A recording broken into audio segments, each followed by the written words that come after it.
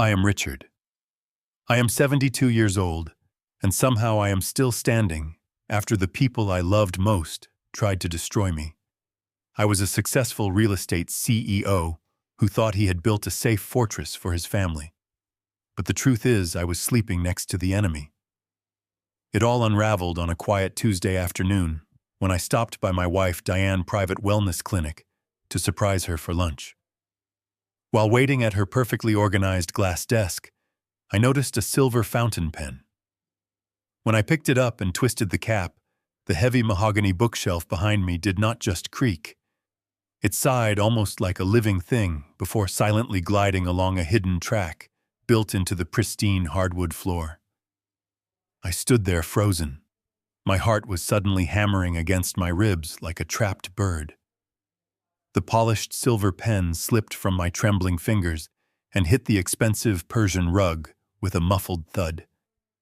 Engraved on the barrel of that pen were 3 simple letters. M-I-A. Mia, my daughter, my beautiful, bright daughter, who vanished without a single trace exactly 2 years and 4 months ago. I stepped forward into the cold air pouring out from the hidden space, my breath caught in my throat.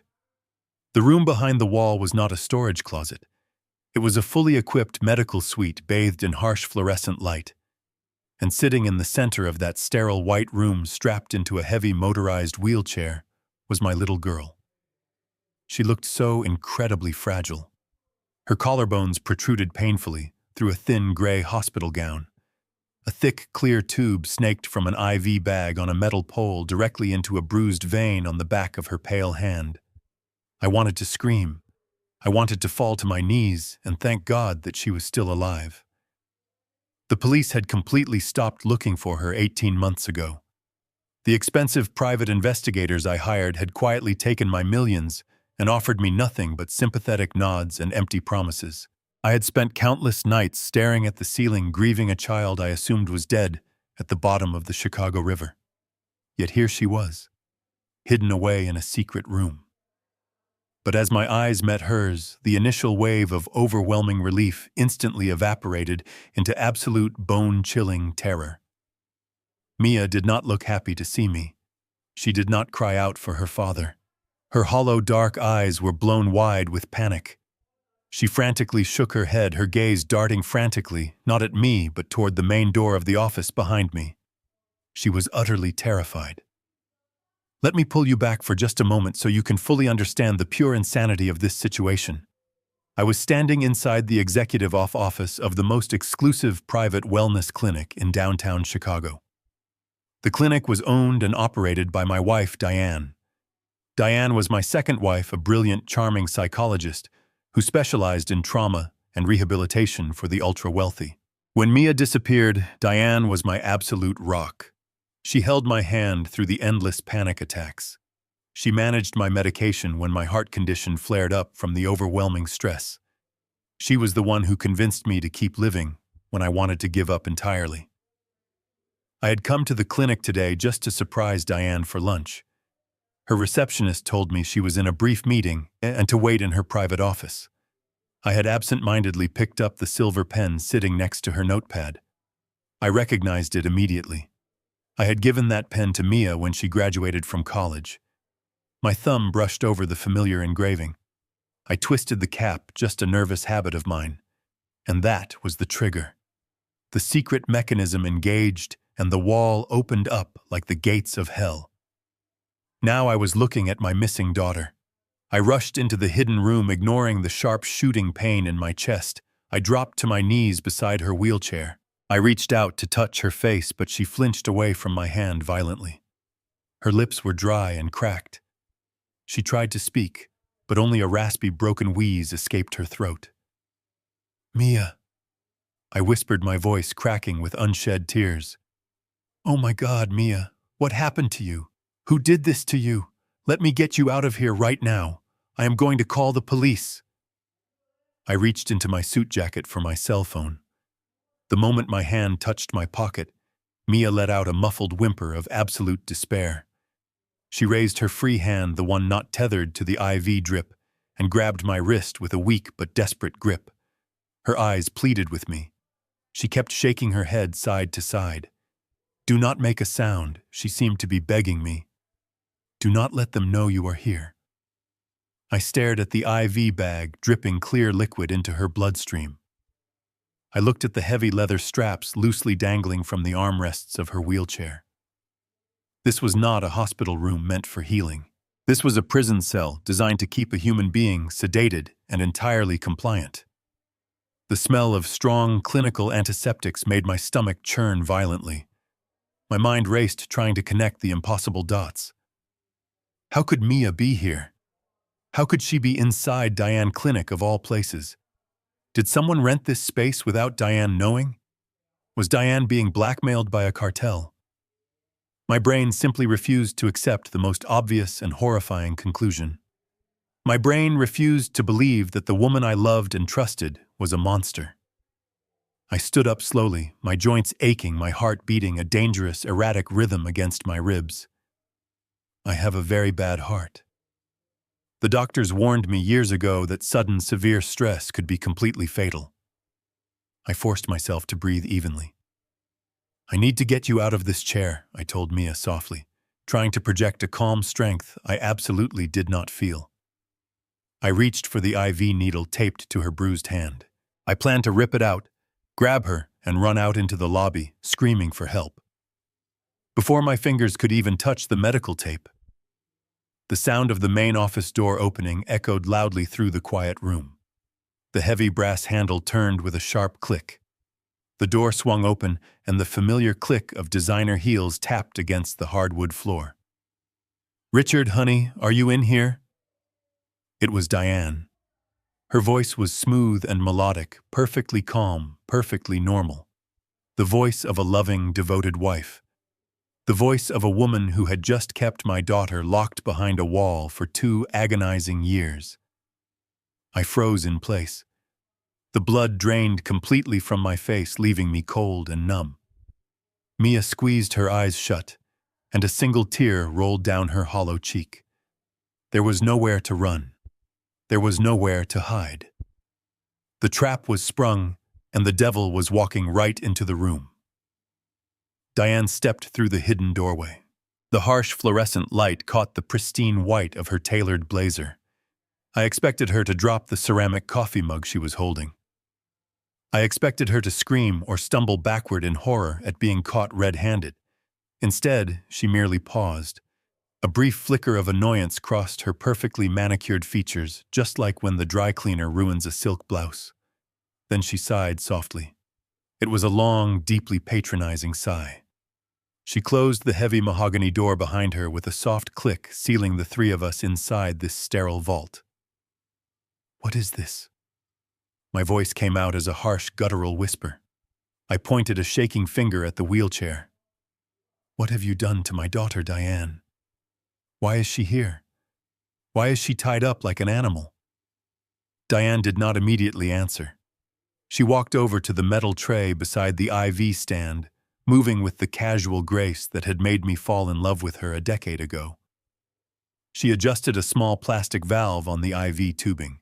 Mia flinched so violently her chair rattled, but Diane just patted her bruised hand with chilling affection. I was going to tell you, Richard.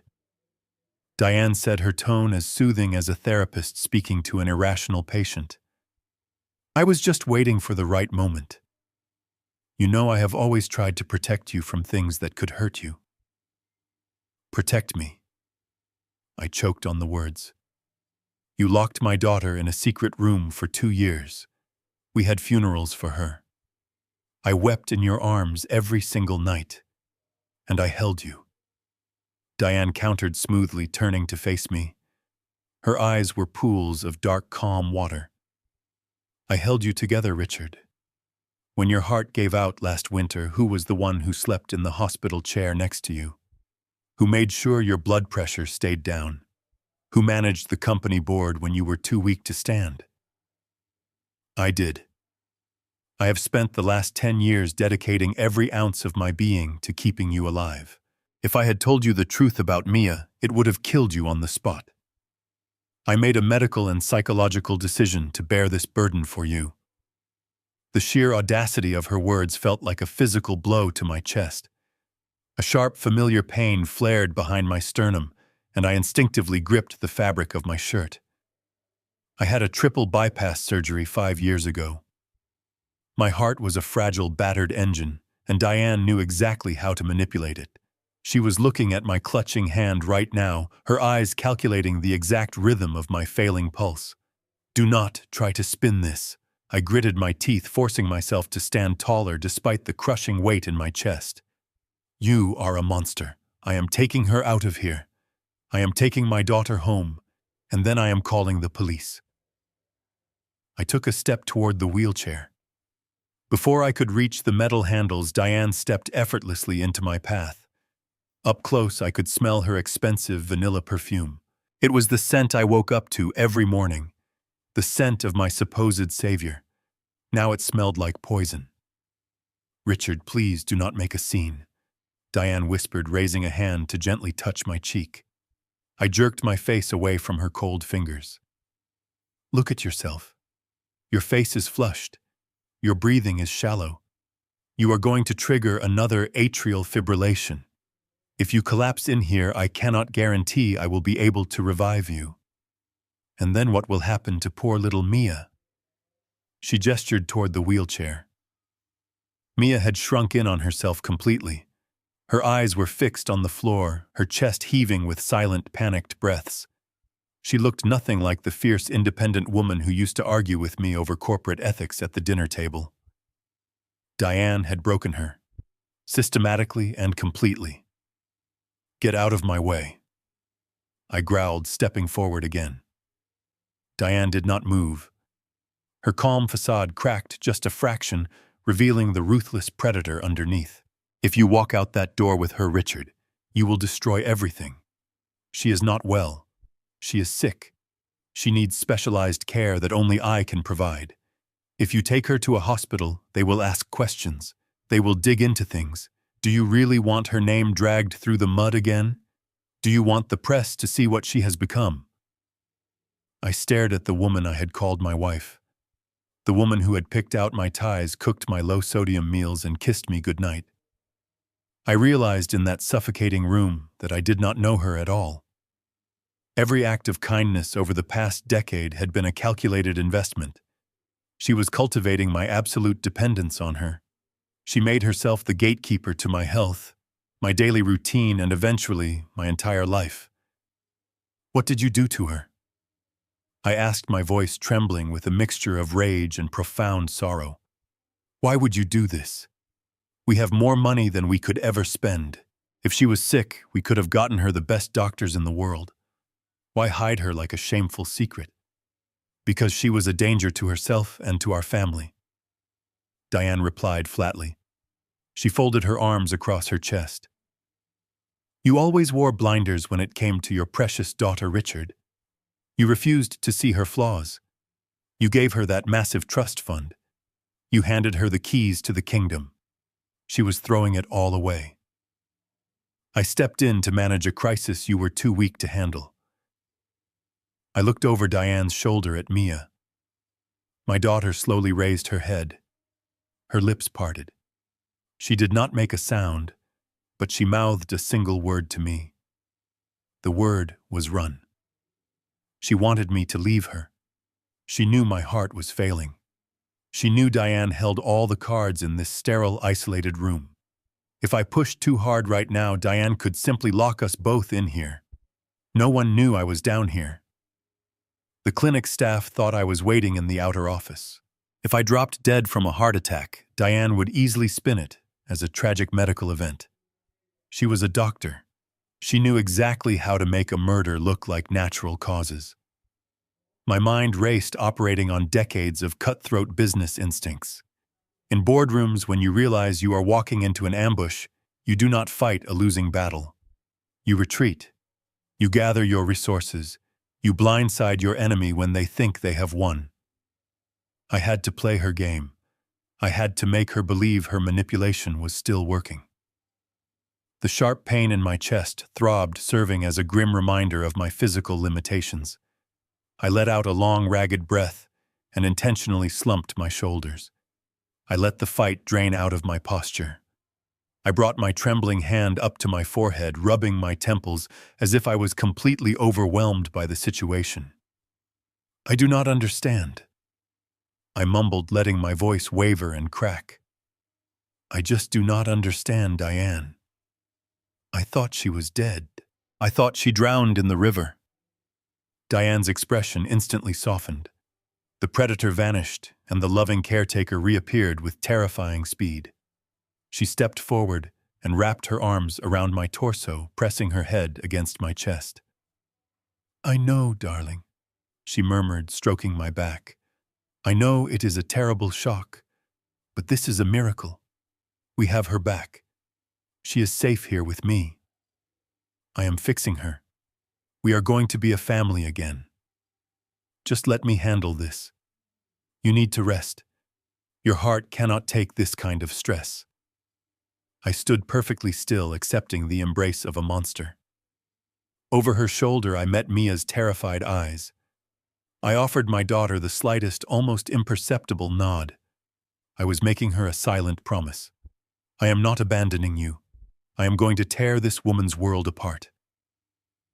"Okay," I whispered hoarsely, resting my chin on Diane's shoulder. "Okay, Diane, you are right. My chest hurts. I feel very dizzy.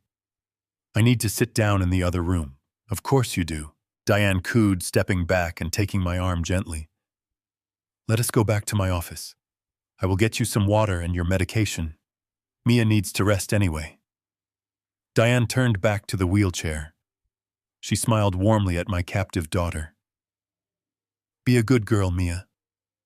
Your father and I will be right outside." Mia squeezed her eyes shut, her whole body trembling. I turned away, letting Diane lead me out of the hidden room.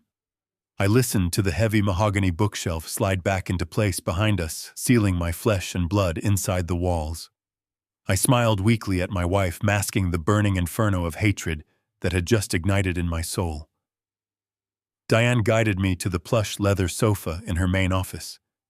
The transition from the sterile nightmare of the hidden room to this warm, inviting space was deeply disorienting. Sunlight streamed through the large floor-to-ceiling windows, painting the room in a deceptively cheerful glow. She walked over to the mahogany side table and poured a glass of ice water from a crystal pitcher. Her movements were smooth, unhurried, and entirely ordinary. She handed me the glass along with a small white pill she pulled from her blazer pocket. "It is your blood pressure medication," she said softly. "Take it, Richard. Your pulse is still far too high." I took the pill and the glass. I did not swallow the pill. Instead, I raised the water to my lips and subtly slipped the tablet under my tongue. I could not trust a single thing this woman gave me anymore. I leaned back against the leather cushions and let out a shaky breath. "Now tell me the truth," I demanded, my voice deliberately weak. "Tell me exactly what is going on here." Diane sat in the armchair opposite me, crossing her legs with a poise that made my stomach churn. She folded her hands in her lap and looked at me with an expression of profound sorrow. "You have to understand, Richard," she began, her voice barely above a whisper. 2 years ago, Mia was not just going through a phase. She was in terrible danger. She was using heavy narcotics, heroin mostly. But that was not even the worst part. She had gotten herself involved with some very dangerous people, a local syndicate connected to the cartel. She owed them a staggering amount of money, hundreds of thousands of dollars. I stared at her, letting my mouth fall open in feigned shock. Diane continued, her eyes welling with perfectly timed tears. "They were threatening her life, Richard. They were threatening our family. They knew who you were. They knew about your wealth." Mia came to me, terrified out of her mind. "She begged me not to tell you. She knew your heart was failing, and she was absolutely convinced the stress of a cartel threat would kill you. So I took the burden upon myself. I paid off a portion of her debt using my own private funds. But they kept coming back for more. They wanted her blood." As Diane spun her flawless web of lies, my mind involuntarily drifted back to those dark months before Mia vanished. The terrifying part was how perfectly Diane's story aligned with reality. 2 years ago, Mia had been spiraling. After her mother died, she had always struggled with depression, but it had gotten remarkably worse. She dropped out of her graduate program in architecture. She stopped showing up for Sunday dinners. When I did see her, she looked exhausted, her eyes rimmed with red, her weight dropping drastically. She had started hanging around a crowd I did not recognize, people who refused to look me in the eye when they picked her up from our estate. I remembered the late-night phone calls where she would ask for large sums of money, claiming it was for a business venture she could not talk about yet.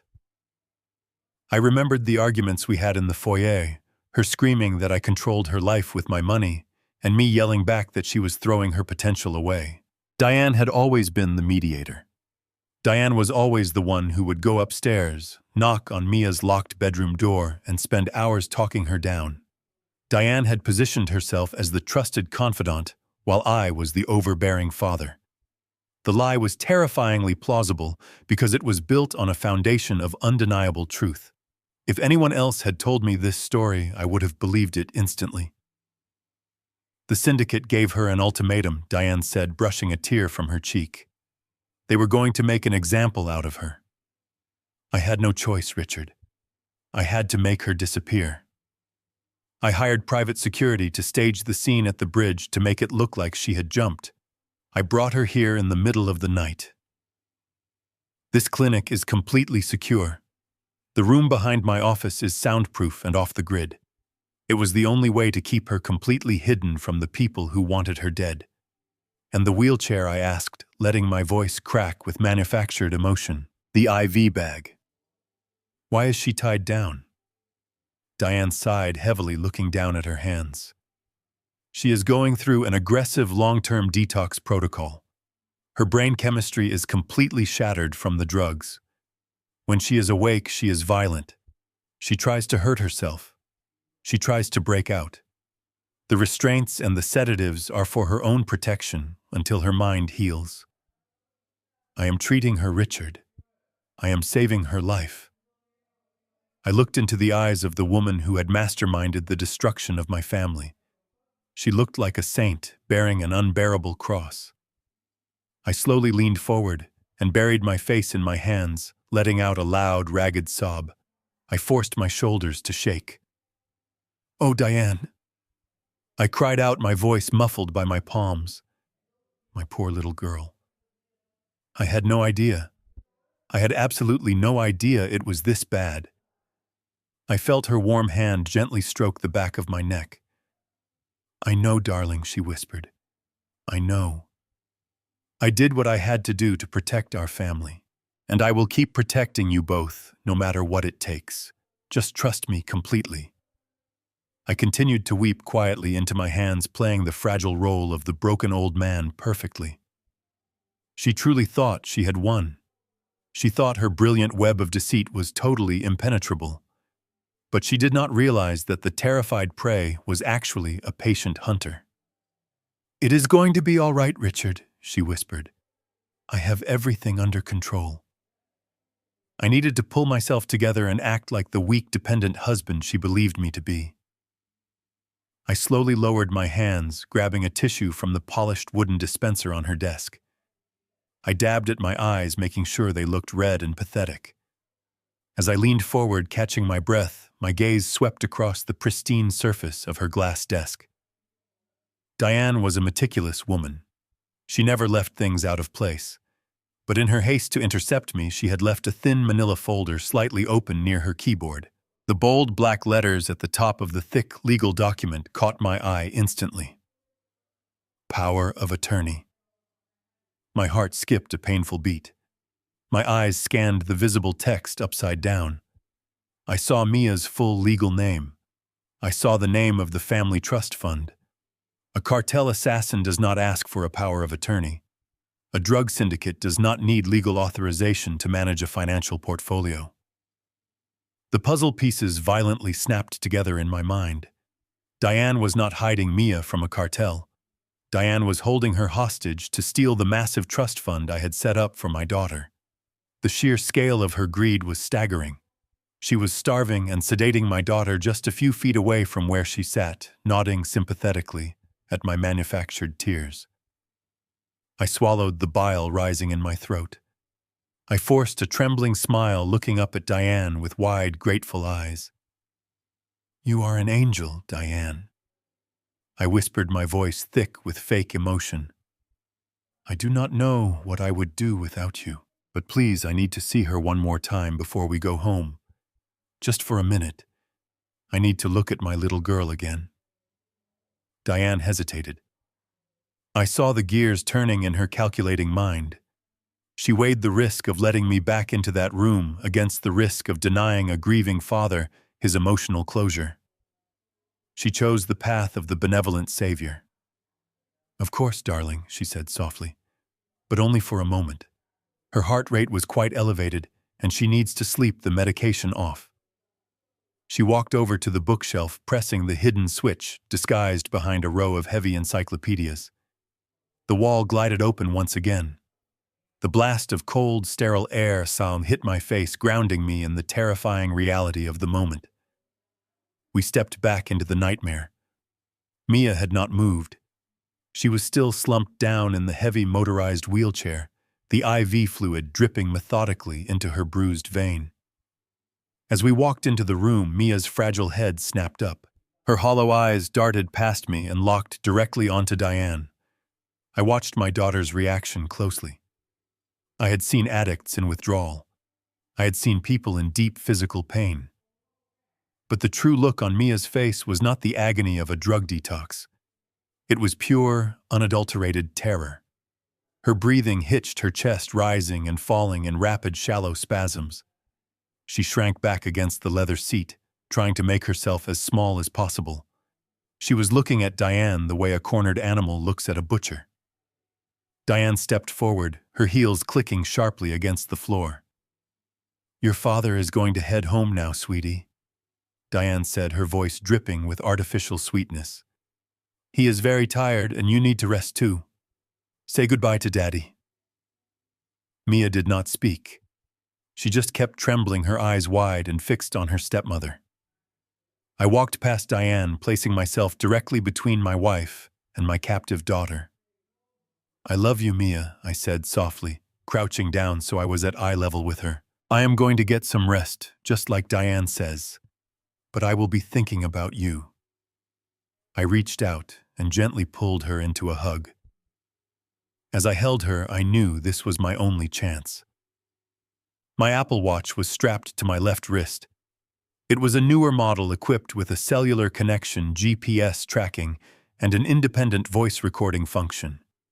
While my right arm rubbed her back to comfort her, my left hand moved quickly and silently. With a few practiced swipes of my thumb, I activated the continuous voice memo recording. I unclasped the band, feeling the cold metal slide off my skin. Mia was wearing a thick, oversized knitted sweater. I carefully guided my hand down her side and slipped the heavy watch deep into the large front pocket of the sweater.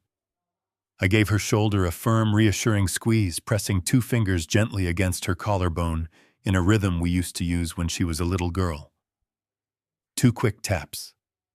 It meant I am here. Mia stiffened for a fraction of a second, then relaxed slightly into my embrace. She understood. I pulled away, keeping my expression entirely mournful. I stood up, leaning heavily on my cane. "Okay," I said, turning to Diane and sighing deeply. "Okay, let us go home. I need to lie down." Diane smiled, a triumphant glint in her dark eyes. She thought she had completely pacified me. She thought I was just a sick, gullible old man who would blindly sign away anything she asked. She had no idea that I had just planted a listening device right in the center of her impenetrable fortress. She had no idea that her perfect, quiet life was about to be burned to the absolute ground. We walked out of the room and I listened to the wall seal shut behind us, knowing that the real war had only just begun. The walk from the hidden room to the underground parking garage felt like a march to the executioner block. My legs were heavy, and my chest throbbed with a dull, steady ache, but I forced myself to put one foot in front of the other. Diane held my arm tightly, her manicured fingers digging into my bicep under the guise of supporting my weight. To anyone passing by, we looked like a devoted, wealthy couple navigating the autumn of our lives. A loving wife gently assisting her ailing older husband. It was a flawless, terrifying illusion. The cold Chicago wind swept through the concrete garage, biting at my cheeks, but the chill in the air was nothing compared to the absolute ice freezing my veins. I leaned heavily on my silver-handled cane, letting my shoulders slump forward, playing the part of the shattered patriarch to absolute perfection.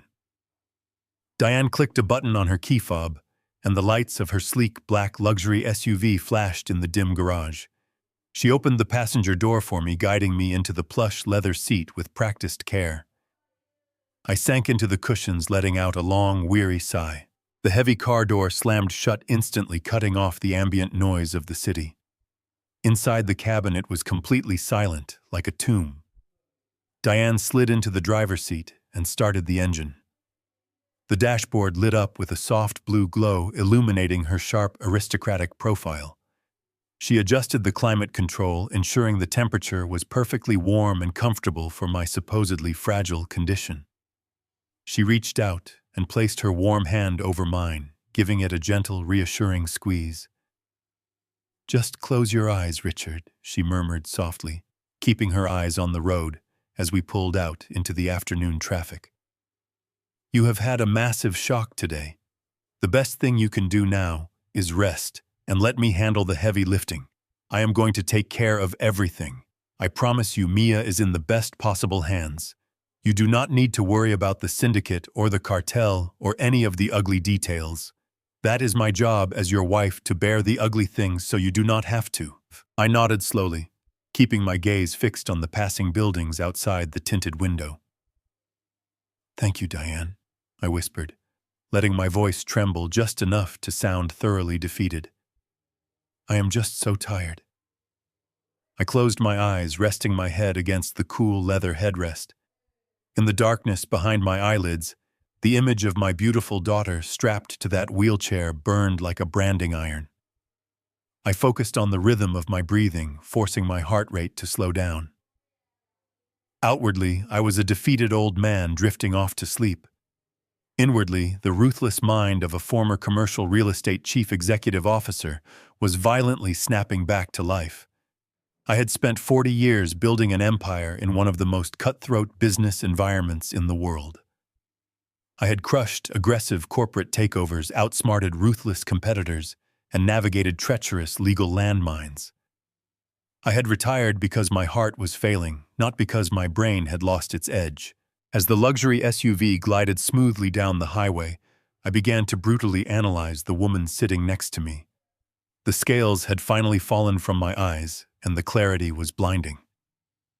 Every single thing Diane had done over the past 5 years was a calculated, strategic move on a chessboard I did not even know we were playing on. I remembered how she had slowly and systematically isolated me from my oldest friends. She would claim they were causing me too much stress, or that they were only interested in my money. I remembered how she had taken over my medical appointments, switching out my longtime physicians for doctors she personally recommended from her private clinic network. She had positioned herself as the absolute gatekeeper to my health, my social life, and my daily routine. It was a classic hostile takeover. She had infiltrated the target company, gained the absolute trust of the chief executive, and severed his communication lines to the outside world. Now she was moving to liquidate the assets. The power of attorney document I had seen on her desk flashed in my mind. The family trust fund was massive, holding tens of millions of dollars in liquid assets and prime real estate. Mia controlled 40% of those shares. If Diane could force Mia to sign that document under the influence of heavy sedatives, she would effectively gain control of the majority stake. With my failing health and my supposed ignorance, Diane was just days away from stealing my entire legacy and leaving my daughter to rot in a hidden medical vault. We turned onto the winding private road leading to our estate in the wealthy suburbs. The massive iron gates swung open automatically, recognizing the encrypted signal from the vehicle. As we drove up the long sweeping driveway lined with towering oak trees, I looked at the sprawling stone mansion I had built with my own hands. It used to be a sanctuary, a place of joy and warmth. Now, as the afternoon shadows stretched across the manicured lawns, the house looked like a beautiful, sprawling prison. The enemy was not outside the gates. The enemy had the keys to the front door and shared my bed. The car came to a smooth stop in front of the grand entrance. Our housekeeper, Maria, opened the heavy oak door, stepping out onto the porch with a welcoming smile. Diane hurried around the front of the SUV to help me out. She wrapped her arm around my waist, supporting me as I slowly stepped out onto the cobblestone driveway. "Oh, Mr. Richard, you look so pale," Maria said, her face falling into an expression of genuine concern as we approached the steps. "He is just feeling a little under the weather," Maria Diane said smoothly, projecting the image of a tirelessly devoted caretaker. "The drive into the city was a bit too much for his heart today. Please cancel all his evening calls and make sure the house is kept perfectly quiet. I am going to take him straight upstairs to bed." I leaned heavily on my cane, letting my feet drag slightly as we walked through the grand foyer. I took slow, shallow breaths, panting slightly as we climbed the sweeping mahogany staircase. Every step was a carefully calculated performance. I needed Diane to believe that I was physically crumbling under the weight of the emotional shock. I needed her to feel completely secure in her dominance. She led me into our master bedroom, a massive suite decorated in soft, calming tones. She helped me take off my suit jacket, carefully folding it over the back of a velvet armchair. She pulled back the heavy duvet on the king-sized bed, fluffing the pillows for me. "Lie down, darling," she whispered, kissing my forehead. "I will have Maria bring up a light dinner later. Just sleep." I climbed into the bed, pulling the covers up to my chest. I gave her one last weak, grateful smile. "I love you, Diane," I murmured. "I love you too, Richard," she replied, her voice smooth and cold. She turned off the bedside lamp, plunging the room into shadows. The heavy bedroom door clicked shut behind her, and the lock engaged with a soft metallic snap. She had locked me in. The moment I heard her footsteps fade down the hallway, the illusion shattered. I opened my eyes, staring up at the dark ceiling. My heart was no longer fluttering with panic. It was beating with a cold, steady, lethal rhythm. The weak old man was gone. The shark had returned to the water, and I was going to tear her absolutely apart. I waited in the dark bedroom until the house was entirely silent. Then I reached into my bedside table and pulled out my personal cell phone. My hands were perfectly steady now. The adrenaline of the hunter had replaced the trembling of the victim. I scrolled through my contacts and pressed the button to call Jason, my eldest son. He was 40 years old, the current chief executive officer of our family real estate empire, and the man I trusted to carry on my legacy. The phone rang 3 times before he answered. His voice was bright and professional. "Hello, Dad," he said. "How are you feeling today?" I kept my voice weak and raspy. "Jason, I need you to come to the house immediately." I rasped, coughing weakly into the receiver. "I found her, Jason. I found Mia. She is alive." There was a sharp intake of breath on the other end of the line, followed by a long, loaded silence. "Dad, what are you talking about?" Jason finally asked, his tone shifting into something tight and guarded. "Just come here," I begged, leaning into the performance. "Please hurry." I hung up the phone and lay back against the pillows. It took Jason less than 30 minutes to arrive. I heard his heavy footsteps taking the oak stairs 2 at a time. The bedroom door flew open, and he rushed to my bedside. He looked every bit the polished corporate executive in his tailored navy suit and expensive silk tie. But his face was a mask of perfectly manufactured concern. "Dad, are you all right?" he asked, grabbing my hand. "Diane called me. She said you had a terrible shock at the clinic today. She said you saw Mia." I nodded slowly, letting a tear slip down my cheek. I saw her, Jason. Your sister is alive. She is locked in a secret room behind Diane's office. She looks terrible. She is tied to a wheelchair. Jason squeezed my hand tightly. I know, Dad, he murmured, his voice thick with fake sympathy. Diane explained everything to me on the phone on my way over. It is a tragedy. A complete nightmare. But you have to understand that Diane did this to protect us. The cartel people were going to kill her. Diane made the hardest choice a mother could make to save her life. I looked up at my son, studying his face. He was not shocked. He was not angry that his stepmother had hidden his sister for 2 years. He was already reciting the company line. I swallowed hard, pretending to struggle with the information. I know what Diane said, I whispered. But we cannot just leave her down there, Jason. She is a human being. She is your sister. She needs real doctors. She needs fresh air. I am going to call the police chief. We can get protective custody. We can move her to Chicago Memorial Hospital under an assumed name. We have the money to hire an army of private security to guard her room. We do not need to hide her in a closet like an animal. The moment the words left my mouth, the atmosphere in the bedroom violently shifted.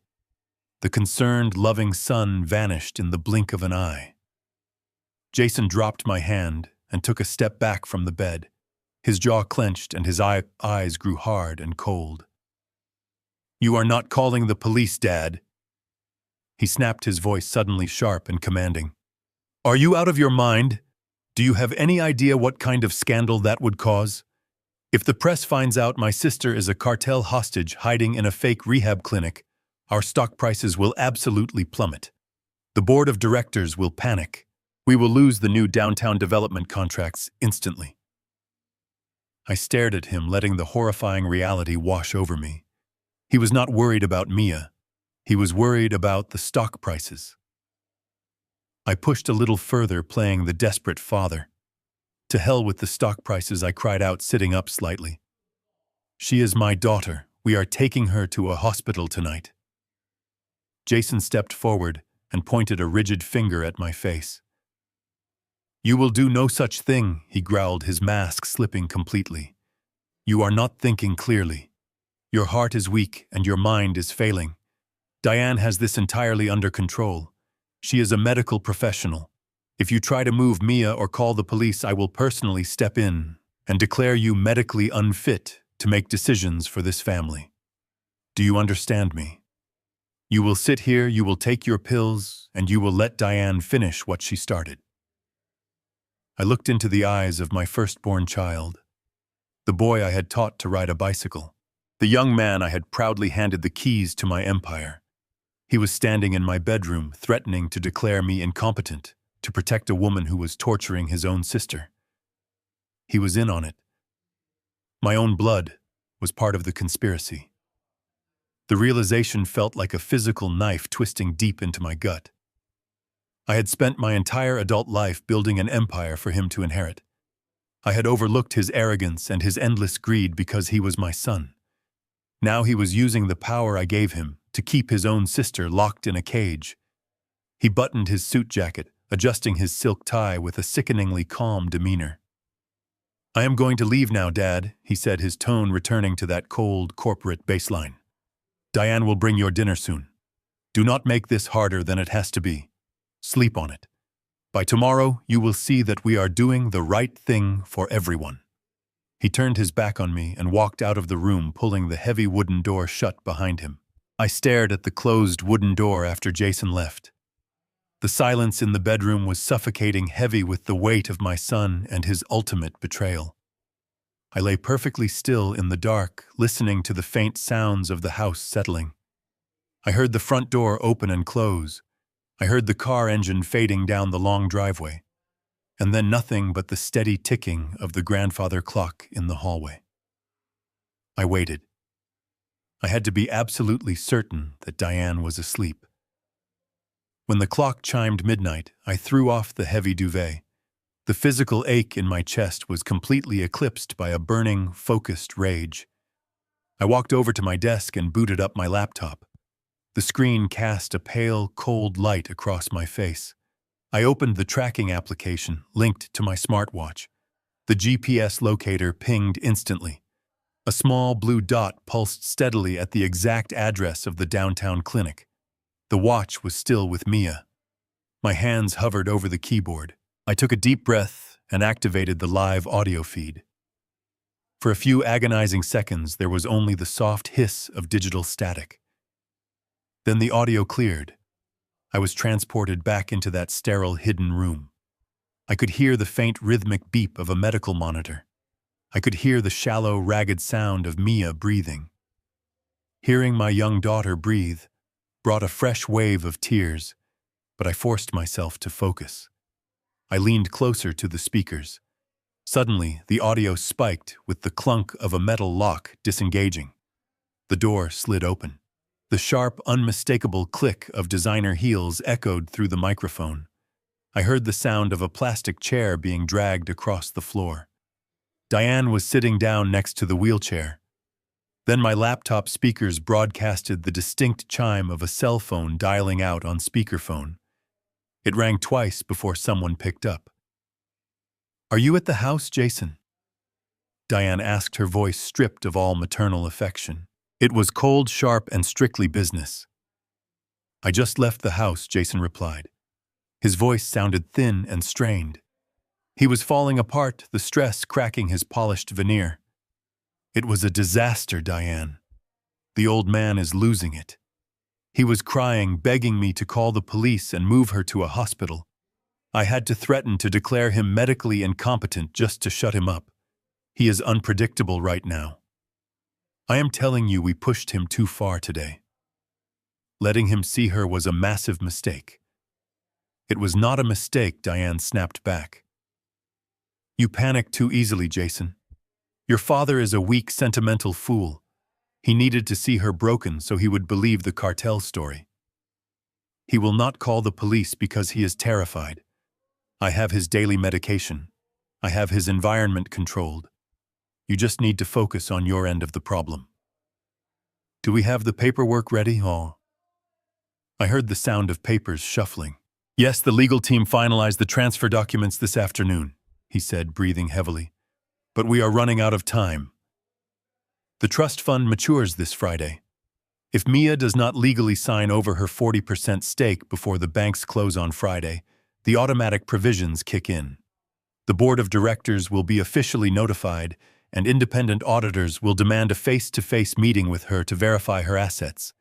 If she misses that audit, the state freezes the entire trust pending a federal investigation.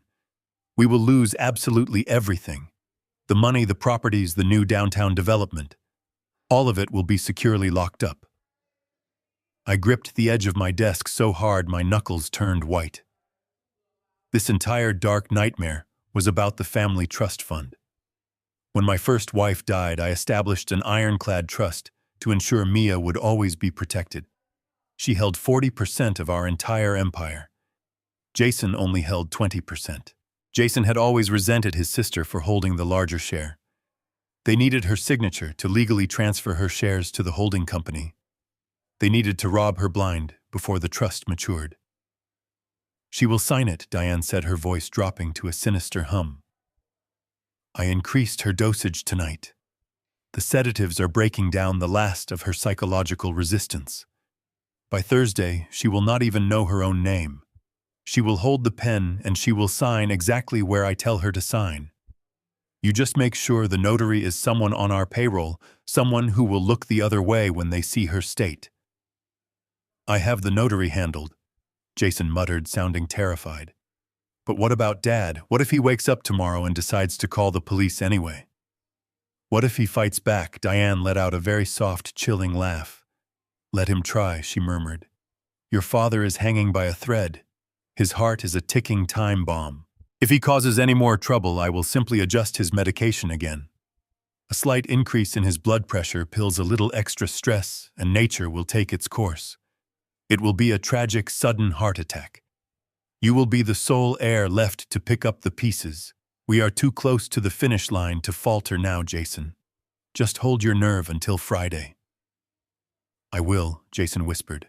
"I will see you tomorrow."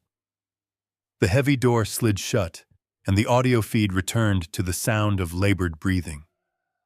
I closed the laptop, plunging the room into total darkness. My hands were shaking, but not from fear. The timeline was set. I had until Friday to save my daughter, protect my legacy, and destroy the monsters who thought they had buried me. It was Tuesday night. The clock was ticking, and I was going to make every single second count. The glow of the laptop screen faded into pitch black, but the darkness in my bedroom was absolutely nothing compared to the vast abyss that had just opened up inside my soul. I sat motionless in the center of the cold mattress. My breathing was ragged and shallow. For a long, agonizing time, I could not even produce a single tear. The magnitude of the betrayal was simply too massive for my mind to fully comprehend all at once. It was like trying to swallow the ocean. I had suspected Diane of unspeakable cruelty. She was my second wife, someone who entered my life late, someone whose true nature could conceivably be hidden behind a decade of careful, calculated acting. But Jason was my own flesh and blood. He was the child I had held in the hospital delivery room 40 years ago. He was the boy I had taught to throw a baseball in the backyard. I had watched him take his very first steps. I had paid for his expensive education, mentored him in the brutal world of commercial real estate, and voluntarily stepped down to hand him the keys to a billion-dollar empire. To realize that my own son, my firstborn child, had actively conspired to kidnap his younger sister was a psychological blow that completely shattered the foundation of my reality. As I sat in the silent, suffocating room, my memory aggressively dragged me back to the week Mia disappeared 2 years ago. I remembered the agonizing, desperate police searches. I remembered the divers dragging the freezing, murky waters of the Chicago River. And most vividly, I remembered Jason. I remembered how Jason had held me up by the shoulders when my legs gave out from the sheer weight of my grief. I remembered the tearful eulogy he delivered at Mia's memorial service. He had stood at the ornate wooden podium, looking out at a church full of our friends and business partners, and spoke eloquently about how much he loved his little sister. He had wiped a fake tear from his eye and promised to honor her memory by expanding the family charity foundation. He knew. The entire time he was hugging me and delivering that beautiful, heartbreaking speech, he knew his sister was locked inside a windowless medical vault just a few miles away. He had helped put her there. He had orchestrated the staged suicide on the bridge to clear the way. He had paid the people who faked the evidence. He had looked at his own blood, his own family, and saw nothing but an obstacle to his absolute greed. The depth of that betrayal was a cold, bottomless pit. The sheer calculating psychopathy required to look a grieving father in the eye while holding the key to his daughter's cage was beyond human comprehension. It was purely demonic. Jason had deeply resented Mia for holding 40% of the family trust fund. He had traded his own sister's freedom and sanity for complete financial dominance. I pressed the palms of my hands fiercely against my eyes, trying to physically block out the horrifying images flooding my brain. But escaping the truth was completely impossible now. The final portion of their recorded conversation kept looping relentlessly in my ears. Diane's voice, smooth as glass and cold as a razor blade, echoed in the quiet bedroom. "Do not worry, the old man will not live past this week." Those words were not a casual metaphor. They were a definitive, scheduled death sentence. I could hear the absolute lack of hesitation in her voice.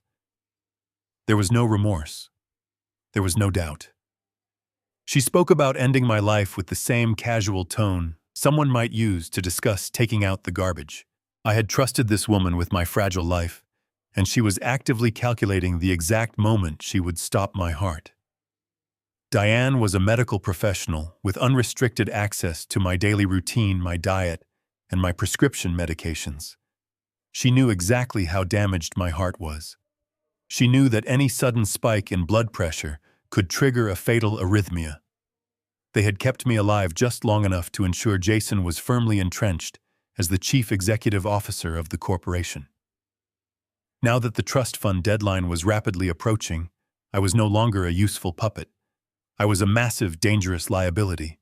If I survived the week, I might ask too many questions. I might demand to see Mia again. So Diane and Jason had simply agreed to terminate my life. The sheer practicality of their murderous plan was terrifying. Jason would not have to lift a single finger. Diane would simply tweak my dosage, serve me a poisoned glass of water with a loving smile, and watch me collapse on the living room floor. The paramedics would arrive far too late. The coroner would look at my extensive medical history and rule it a massive, tragic cardiac arrest. There would be no police investigation. There would be no autopsy if the devoted, grieving widow adamantly refused one. Jason would inherit the remaining 60% of my estate, and Mia would be forced to sign over her shares while completely out of her mind on heavy sedatives. My entire legacy, everything I had bled for over 40 arduous years, would fall seamlessly into the hands of the two monsters who murdered me. A strange, terrifying calm began to wash over me. The grief and the debilitating shock were suddenly pushed aside by a primal biological instinct to survive. The vulnerable, heartbroken father who had walked into that clinic this afternoon was officially dead. Diane and Jason had killed him. The man sitting in the dark bedroom was the ruthless corporate predator who had built a massive real estate empire from absolute scratch. I had crushed ruthless competitors who tried to bankrupt me. I had destroyed corporate spies who tried to steal my blueprints. Now my ultimate competitors were sleeping under my own roof. They thought I was incredibly weak. They thought I was a fragile, sentimental old man waiting quietly for the Grim Reaper to arrive. They believed their own lie. But they had fundamentally miscalculated. They had forgotten who built the massive throne they were currently trying to steal. I slowly swung my legs over the edge of the bed and stood up in the heavy darkness. My chest still ached with a dull throb, but my mind was sharper than it had been in an entire decade. I knew they were planning to kill me this week. I knew they were using my daily medication to do it. The game had completely changed. I could not afford to make a single mistake. One wrong look, one misplaced word, and Diane would instantly accelerate her deadly timeline. I had to continue playing the pathetic, broken victim while secretly building a guillotine for them both. I was no longer just trying to save my missing daughter. I was fighting a desperate, ticking clock to save my own life. I walked toward the master bathroom, leaving my cane behind. It was time to look closely at the weapon they planned to use against me. I stepped barefoot onto the cold marble floor of the master bathroom. I did not turn on the main overhead lights.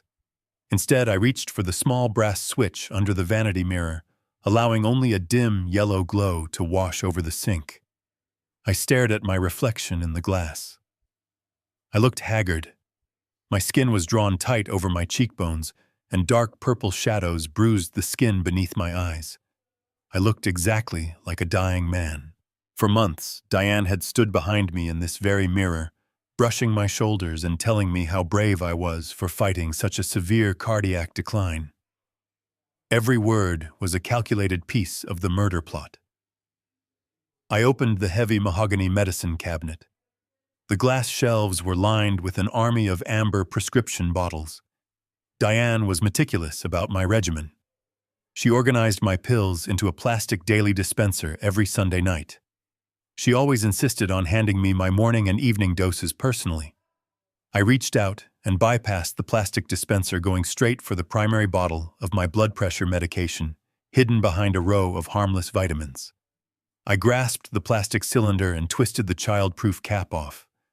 The faint rattle of the pills echoed loudly in the quiet bathroom. I poured a handful of the small white capsules into the center of my palm. At first glance, they looked entirely normal. They were the exact same size and shape as the medication I had been taking for the past 5 years. But I brought my hand closer to the dim light under the vanity mirror. I squinted, analyzing the surface of the capsules with the hyper-focused scrutiny of a man whose life depended on the details. The pharmaceutical capsules I had always taken were supposed to have a smooth, glossy finish with a tiny serial number printed in blue ink along the side. The pills resting in my trembling palm were slightly chalky. The blue ink was missing. And as I gently rubbed one of the capsules between my thumb and forefinger, the outer shell easily gave way. It was not a solid factory-pressed pill. It was a cheap, generic gel casing that had been manually pressed together. I carefully pulled the two halves of the capsule apart over the white porcelain sink. A fine white powder spilled out. I leaned in closely. My prescribed medication was supposed to be a solid time-release tablet. This was a loose, grainy substance with tiny flecks of a pale yellow chemical mixed into the white dust. I moistened the tip of my pinky finger, lightly touching the powder and bringing it to the very edge of my tongue. The taste was overwhelmingly bitter metallic and completely foreign. I immediately spat it out into the sink, thoroughly rinsing my mouth with cold tap water. My chest heaved as the horrifying reality slammed into my brain. Diane was systematically poisoning me. She was opening empty gel capsules, filling them with an untraceable narcotic or a dangerous cardiac stimulant, and feeding them to me under the guise of life-saving medicine.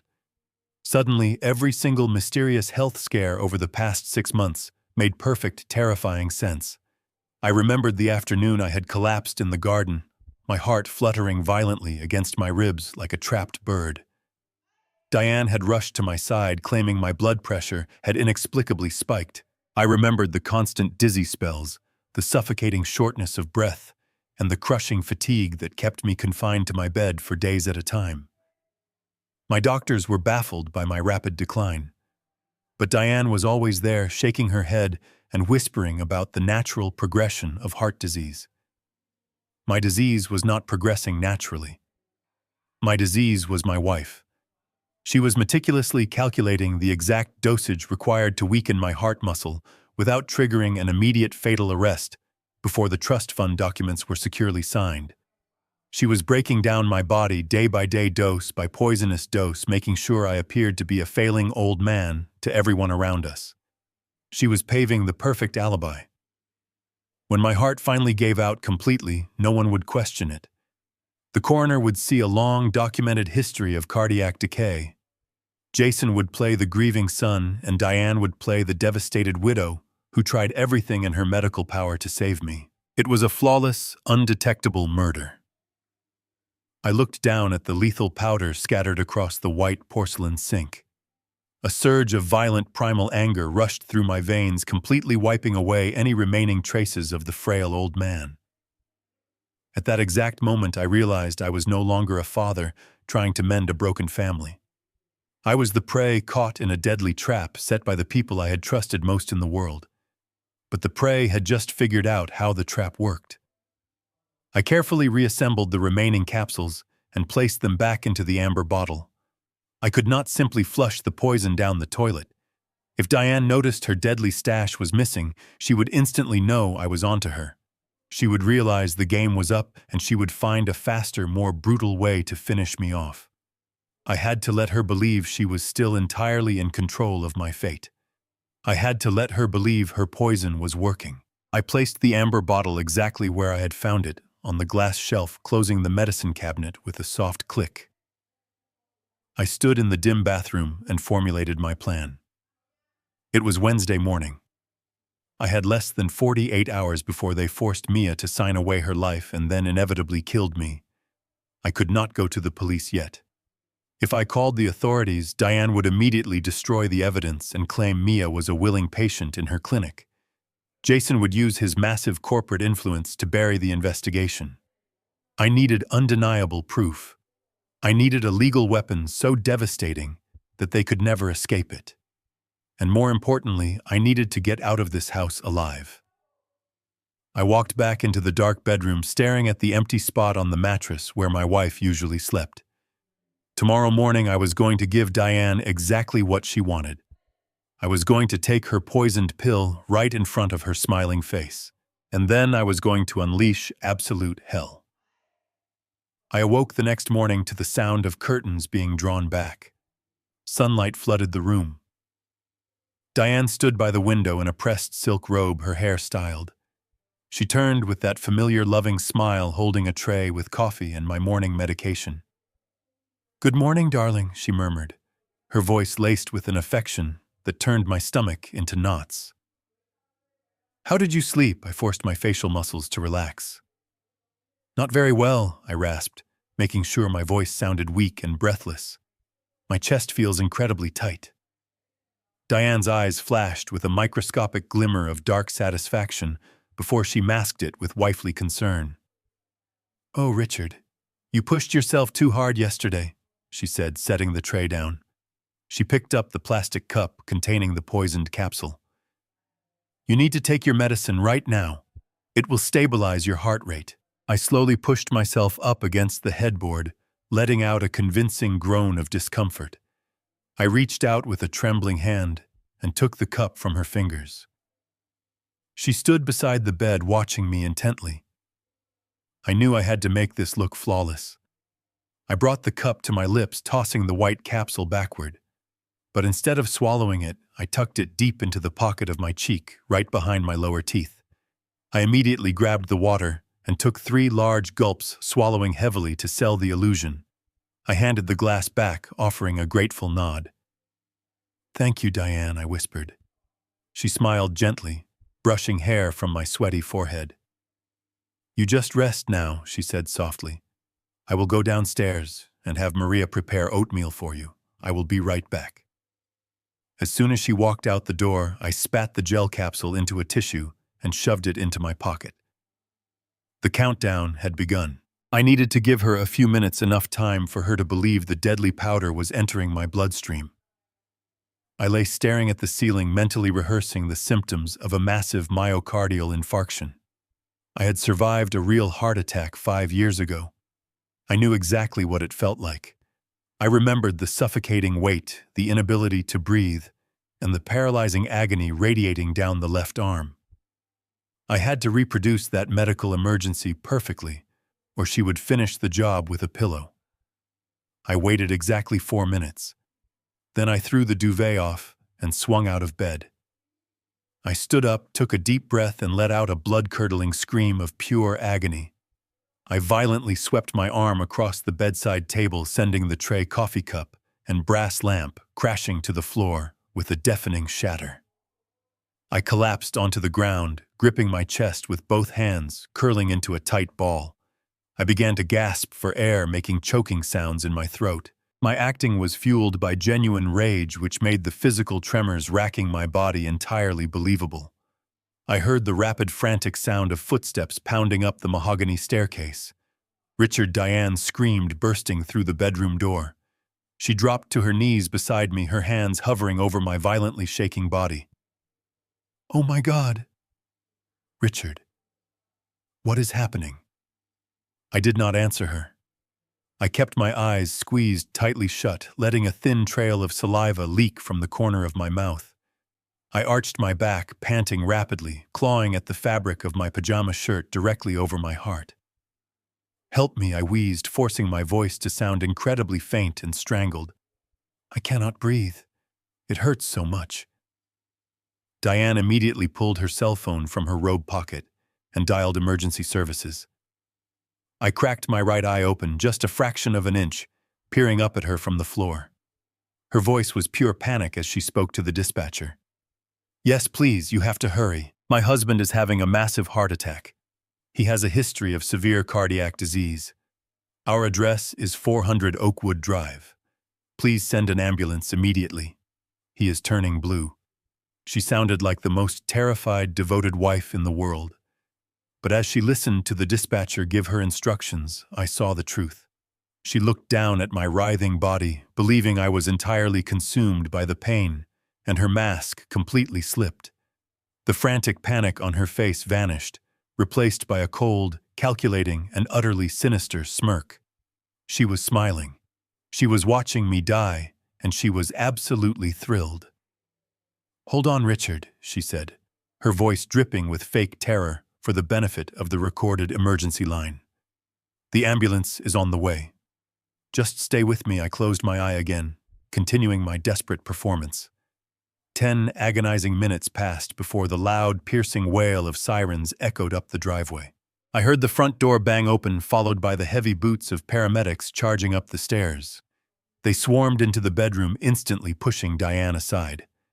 I felt professional hands checking my pulse. "We need to load him up right now," one paramedic shouted loudly. "Get the stretcher in here." They hoisted me onto the canvas gurney, strapping me down tightly. Diane hovered nearby, playing the devastated widow perfectly. "I am coming with him," she sobbed. "No, ma'am," the lead paramedic commanded firmly. "There is no room in the back. Follow us in your car." The paramedics grabbed the stretcher, rushing me out of the bedroom and out the front doors. The crisp morning air hit my face as they loaded me into the back of the ambulance. The metal doors slammed shut completely, cutting off the sight of my treacherous wife. The sirens wailed and the ambulance violently accelerated down the driveway. I was finally out of her house. I had completely escaped her dark surveillance. The final trap was sprung, and now I was completely ready for total war. The ride in the ambulance was a blur of flashing red lights and the wailing siren cutting through morning traffic. The paramedics worked frantically over me, convinced my heart was failing. I kept my eyes closed, breathing in shallow, ragged gasps, maintaining the illusion of a dying man. When we arrived at Chicago Memorial Hospital, the rear doors flew open, and I was rushed into the chaotic emergency department. Bright overhead lights passed by in a dizzying sequence. Nurses and doctors shouted medical jargon, attaching electrodes to my chest and inserting an intravenous line into my arm. I could hear Diane's voice in the distance echoing down the sterile hallway, playing the role of the hysterical, grieving wife. She demanded to stay by my side, but hospital protocol was strict. Because my supposed condition was critical, they transferred me directly to the intensive care unit on the 4th floor. The heavy double doors of the intensive care unit hissed shut securely, locking Diane out in the waiting area. The charge nurse firmly explained to her that no visitors were allowed until the patient was stabilized. I was finally alone, separated from my treacherous wife by reinforced glass and strict hospital policy. They wheeled me into a private room, the heavy door sliding closed behind us. A young cardiologist stood at the foot of my bed, staring at the digital monitor, displaying my vital signs. He frowned, looking confused. According to the paramedics, I was having a massive myocardial infarction. But the monitor showed my heart rate was steady. My blood pressure was normal. There was no sign of cardiac distress. I opened my eyes, dropped the grimace, and sat up against the pillows. The doctor jumped back in shock. I looked him dead in the eye. "Listen to me carefully," I said, my voice completely clear. "I am not having a heart attack. I am in extreme danger, and my wife is trying to murder me. I need you to lock that door, and I need a secure telephone right this second." The doctor was stunned, but my commanding tone left absolutely no room for argument. He handed me the receiver of the landline next to the bed and quietly stepped out of the room, securing the heavy door behind him. I dialed a private number I had memorized decades ago. It belonged to Bradley Reed. Bradley was officially listed as the senior legal counsel for my corporation, but that title was merely a polite facade. Bradley was my brother in arms. We had forged our empire together in the ruthless real estate markets of the 1980s and 90s. Back then, it was a brutal game of survival, and Bradley was the sharpest, most merciless weapon in my arsenal. He was the man I called when a rival developer tried to bribe city officials to block our permits. He was the man who orchestrated hostile takeovers that left our competitors bankrupt and begging for mercy. Bradley did not play by the rules of corporate law. He was a shark who thrived in the bloodiest waters. We had fought back-to-back in boardrooms and courtrooms for 40 years. I trusted him with my life, and I trusted his absolute capacity for professional violence. The phone rang only twice before a deep, gravelly voice answered. "Reed here," he barked. "Bradley, it is Richard," I said, keeping my voice low but urgent. The moment he heard my tone, the atmosphere of the call shifted. "You are supposed to be in a hospital bed, Richard," he replied smoothly. "I just got a frantic call from Jason. He said you collapsed from a massive heart attack and are fighting for your life in the intensive care unit. Jason is already calling an emergency board meeting for tomorrow to assume full control of the holding company. I let out a dark chuckle. That is exactly what they want you to believe, I told him. Listen to me, Bradley. I do not have a lot of time before the hospital staff forces Diane into this room. I need you to activate every legal and security resource we have right now. Mia is alive. There was a heavy, stunned silence on the other end of the line, the kind of silence that happens right before a bomb detonates. Bradley had treated Mia like his own niece since she was a little girl. Did you hear me, Bradley? I pressed. My daughter is alive. Diane and Jason staged her disappearance 2 years ago. They are holding her hostage in a hidden medical vault behind Diane's private clinic. They are heavily sedating her to force her to sign over her 40% stake in the family trust fund before it matures this Friday. And Diane has been poisoning my daily medication to ensure I drop dead before I can stop them. I faked this heart attack to get out of the house alive. I am locked in the intensive care unit at Chicago Memorial, and my wife is in the waiting room waiting for a doctor to tell her I am dead. I heard Bradley take a slow, deep breath. When he spoke again, his voice was devoid of any warmth. It was the voice of the corporate executioner I had not heard in over a decade. Richard, he said quietly, I am going to burn their entire world to the ground. Tell me exactly what you need me to do. I gripped the plastic receiver tightly. First, keep Diane locked out of this hospital room permanently. Tell the administration you have my medical power of attorney. Tell them she is a physical danger to me. Second, gather an elite private security detail. Do not use regular company guards. Hire outside contractors, ex-military men, former federal agents, people who do not ask questions. Third, completely freeze Jason out of all the corporate accounts before he can leverage that board meeting tomorrow. We are going straight to war. I hung up the phone and waited. The sterile white clock on the intensive care unit wall seemed to tick in slow motion. 45 minutes later, a subtle commotion echoed from the hallway outside my sealed room. I heard Diane's muffled voice, shrill and demanding, followed by a deep, authoritative rumble that I instantly recognized. The heavy door hissed open. Bradley Reed stepped inside, shutting it firmly, before Diane could even catch a glimpse of me. He looked exactly the same as he did in the boardroom 10 years ago. Impeccably tailored gray suit, silver hair swept back, and eyes as sharp and cold as shattered glass. He was carrying a thick, black leather briefcase.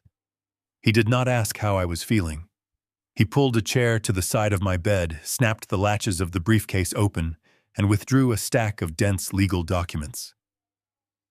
We do not have time for pleasantries, Richard Bradley said, handing me a sleek silver pen.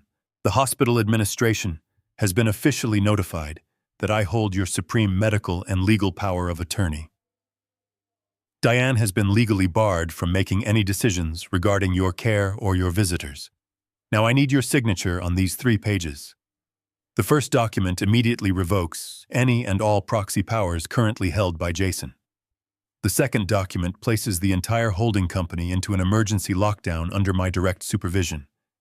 The third document is a formal declaration that you are of sound mind and body, effectively neutralizing any attempt they might make to declare you medically incompetent.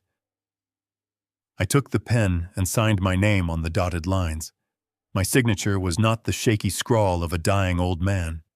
It was the bold, aggressive stroke of a chief executive officer taking his empire back. As I handed the papers back, Bradley pulled out a secure tablet and began rapidly typing. While you were resting, I had my forensic accountants quietly probe Jason's recent corporate activities, Bradley explained, without looking up. Your son has been sloppy. He was so confident in his impending succession that he left a massive digital trail. I am currently executing an absolute financial freeze on all of Jason's executive accounts. In exactly 5 minutes, his corporate credit cards will be declined. His access to the company's master ledgers will be revoked, and his digital key card to the executive penthouse will be deactivated. He will not even be able to buy a cup of coffee using company funds.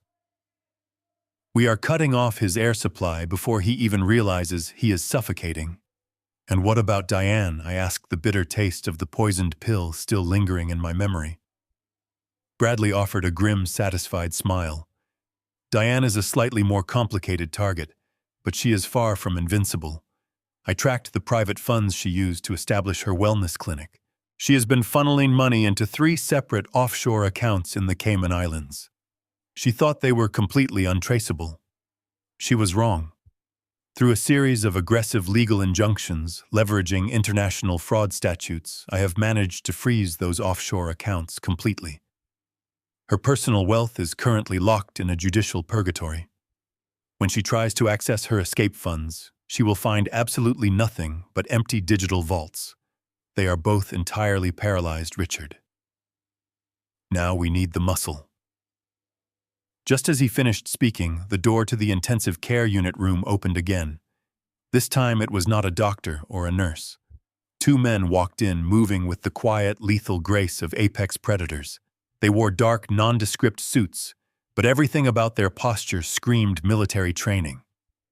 Bradley gestured to the taller of the 2 men. Richard, this is Marcus. He is a former tactical commander for the Federal Bureau of Investigation, and he currently runs the most elite private security firm in the state. Marcus stepped forward and offered a firm, calloused hand. I shook it, feeling the raw, coiled strength in his grip. Mr. Richard Marcus said, his voice calm and steady. Bradley has briefed us on the situation regarding your daughter. We have a team of 12 operatives currently mobilizing downtown. I need her out of that clinic, I told Marcus, looking him directly in the eye. I need my daughter pulled out of that hidden room safely, and I need the people holding her there completely neutralized. Marcus nodded slowly. A direct, violent breach of a private medical facility in downtown Chicago would draw immediate police attention and create a massive hostage situation, he explained. We need a tactical cover to get our men inside without triggering alarms or giving your wife the opportunity to harm Mia. We have secured forged credentials from the State Department of Public Health. Tomorrow morning, my men will enter the clinic posing as a specialized state inspection team, conducting an unannounced audit of controlled medical substances. This cover gives us the legal pretext to lock down the entire building, separate the staff, and secure the perimeter before Diane and Jason even know they are under attack. It was a brilliant, ruthlessly efficient plan. Diane's entire operation relied on the absolute secrecy and pristine reputation of her clinic. A state health inspection would force her to play the compliant professional director, keeping her distracted, while Marcus and his operatives quietly dismantled her fortress from the inside out. Bradley closed his briefcase with a loud, definitive snap. The trap is officially set. Jason is financially crippled. Diane's escape routes are severed, and we have a highly trained strike team ready to breach the clinic tomorrow morning. But you cannot stay here. If Diane gets desperate, she might try to bypass hospital security. I have arranged a secure private medical transport. We are moving you to a safe house heavily guarded by Marcus's men. We will monitor the entire operation from there. The private medical transport was a masterpiece of covert logistics. Within an hour, I was wheeled out of the hospital through a subterranean service elevator, completely bypassing the main waiting area where Diane was still playing her tragic role. The back of the heavily armored ambulance was dimly lit and smelled of clean steel. Marcus sat across from me, his eyes constantly scanning the street through the tinted rear window. Every rotation of the tires brought us closer to the absolute deadline. It was Thursday evening. We had exactly 12 hours before the Friday morning deadline. 12 hours before the banks opened, before the trust fund matured, and before Diane forced my heavily sedated daughter to sign her life away. The tension inside the moving vehicle was so thick, it felt like trying to breathe underwater. I stared at the digital clock mounted on the bulkhead, watching the red numbers tick down. Each passing second was a drop of blood leaking from my own family legacy. We arrived at a nondescript industrial warehouse on the outskirts of the city. From the outside, it looked entirely abandoned. But as the heavy steel bay doors rolled open and we drove inside, a state-of-the-art tactical command center was revealed. Banks of computer monitors cast a cold blue light across the concrete floor. Marcus' team of ex-federal operatives moved with quiet, focused efficiency, tracking live feeds and establishing encrypted communication networks. Bradley was already there, spreading blueprints of the wellness clinic across a large metal folding table. I stepped out of the transport vehicle, refusing the wheelchair the medics offered. My chest was sore from the aggressive treatment in the emergency room, but the adrenaline surging through my veins was a more powerful stimulant than anything Diane had ever slipped into my coffee. However, before I could go to war, I needed one final piece of armor. A private physician thoroughly vetted by Bradley was waiting for me in a small office partitioned off from the main warehouse floor. I sat on the examination table while he conducted a rigorous physical and cognitive evaluation. He drew my blood, checked my heart rhythms, and ran through a long battery of complex neurological tests. I needed documented, undeniable medical proof that I was perfectly lucid and physically capable of making complex legal and financial decisions. When the doctor finally clicked his pen and signed the official discharge papers declaring me in sound mind and body, a massive weight lifted from my shoulders. Jason's threat to declare me medically incompetent was now officially null and void. I had the medical clearance and I had the legal authority. Now I just needed to prepare the execution. I walked out of the makeshift medical bay and joined Bradley at the tactical table. He handed me a sleek black folder containing the final devastating weapons of our counterattack. These were not firearms. They were something much more lethal in our world.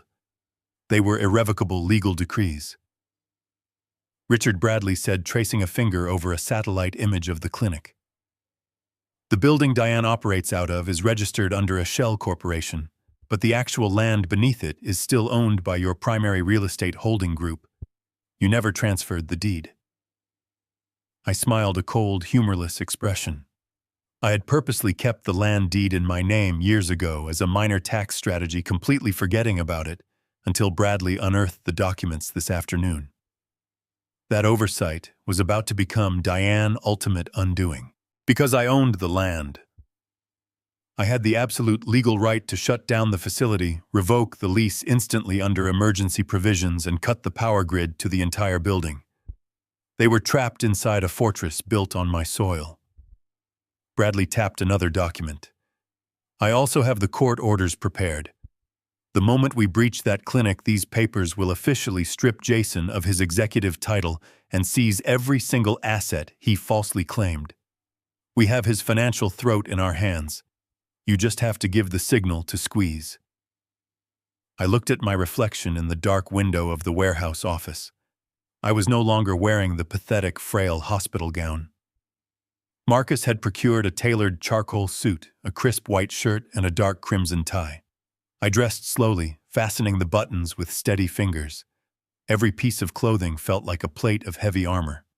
I tied the silk knot at my throat, staring into my own eyes. The weak, grieving father, who had wept in Diane's office, was gone forever. The man staring back at me was the ruthless titan of Chicago real estate, returning from the dead to reclaim his stolen kingdom. I strapped my platinum watch to my wrist. It was exactly 4 o'clock in the morning. The Friday sun would be rising soon. In a few hours, Diane and Jason would gather in that sterile room, holding a pen to Mia's trembling hand, believing they had finally won the grand prize. They believed I was lying in a hospital bed, taking my final breaths. They were totally unprepared for the absolute hurricane that was about to hit them. I walked back to the center of the room where Marcus and his tactical team were loading their gear and reviewing the clinic floor plans. The atmosphere was electric with anticipated violence. Bradley stood silently by the door, holding his leather briefcase like an executioner holding an axe. I stood at the head of the table, looking at the hardened men who were about to help me rescue my daughter and destroy my betrayers. The countdown had reached its absolute end. There was no more time for planning. There was no more time for fear.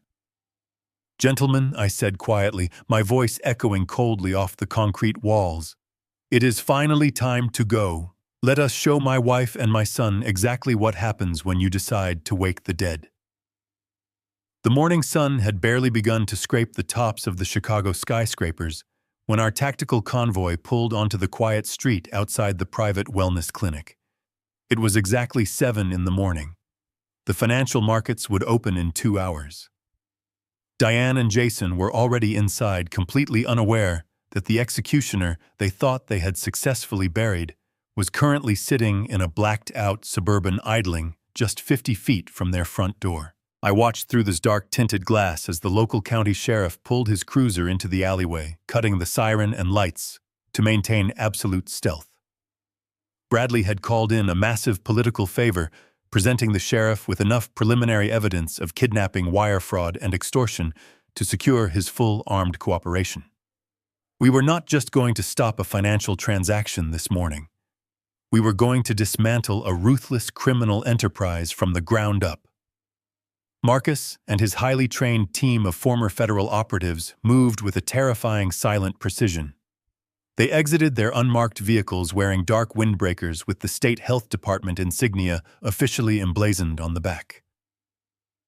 They carried official clipboards covering their holstered weapons. I watched them walk calmly through the heavy glass doors of the clinic lobby. Through the secure earpiece Marcus had given me, I listened to the live audio of the tactical infiltration. I heard the sharp, authoritative voice of the lead operative informing the receptionist that they were executing an emergency unannounced audit of the facility-controlled narcotics registry. The receptionist sounded flustered, protesting that Dr. Diane was in a private closed-door session and could not be disturbed under any circumstances. Marcus did not argue with her. He simply ordered his men to quickly secure the perimeter, confiscate the lobby telephones, and magnetically lock the main entrances. In less than 3 agonizing minutes, the entire front half of the clinic was entirely under our tactical control, and not a single alarm had been tripped to warn the monsters in the back. "It is clear," Marcus said softly in my earpiece. "Bring the package to the front." The package was me. I stepped out of the armored vehicle, the cold morning air biting sharply at my face. Bradley walked closely at my right shoulder, clutching his thick leather briefcase like a weapon. The sheriff walked on my left, his hand resting casually on his heavy utility belt. As I confidently walked through the glass doors of the lobby, the terrified receptionist violently gasped, dropping a massive stack of medical intake forms onto the floor. She had personally seen me wheeled out of here on a stretcher just 2 days ago, looking exactly like a frail corpse. Now I was walking past her front desk with the cold, rigid posture of a conquering general. I did not say a single word to her. I kept my eyes completely fixed on the long, pristine hallway leading directly to Diane's executive office. Every deliberate step I took felt like a heavy steel hammer striking an anvil. The heavy fog of my manufactured heart condition, the suffocating weakness that plagued me for months, was entirely gone. Pure adrenaline fueled my aging body. We reached the solid mahogany door of Diane's office.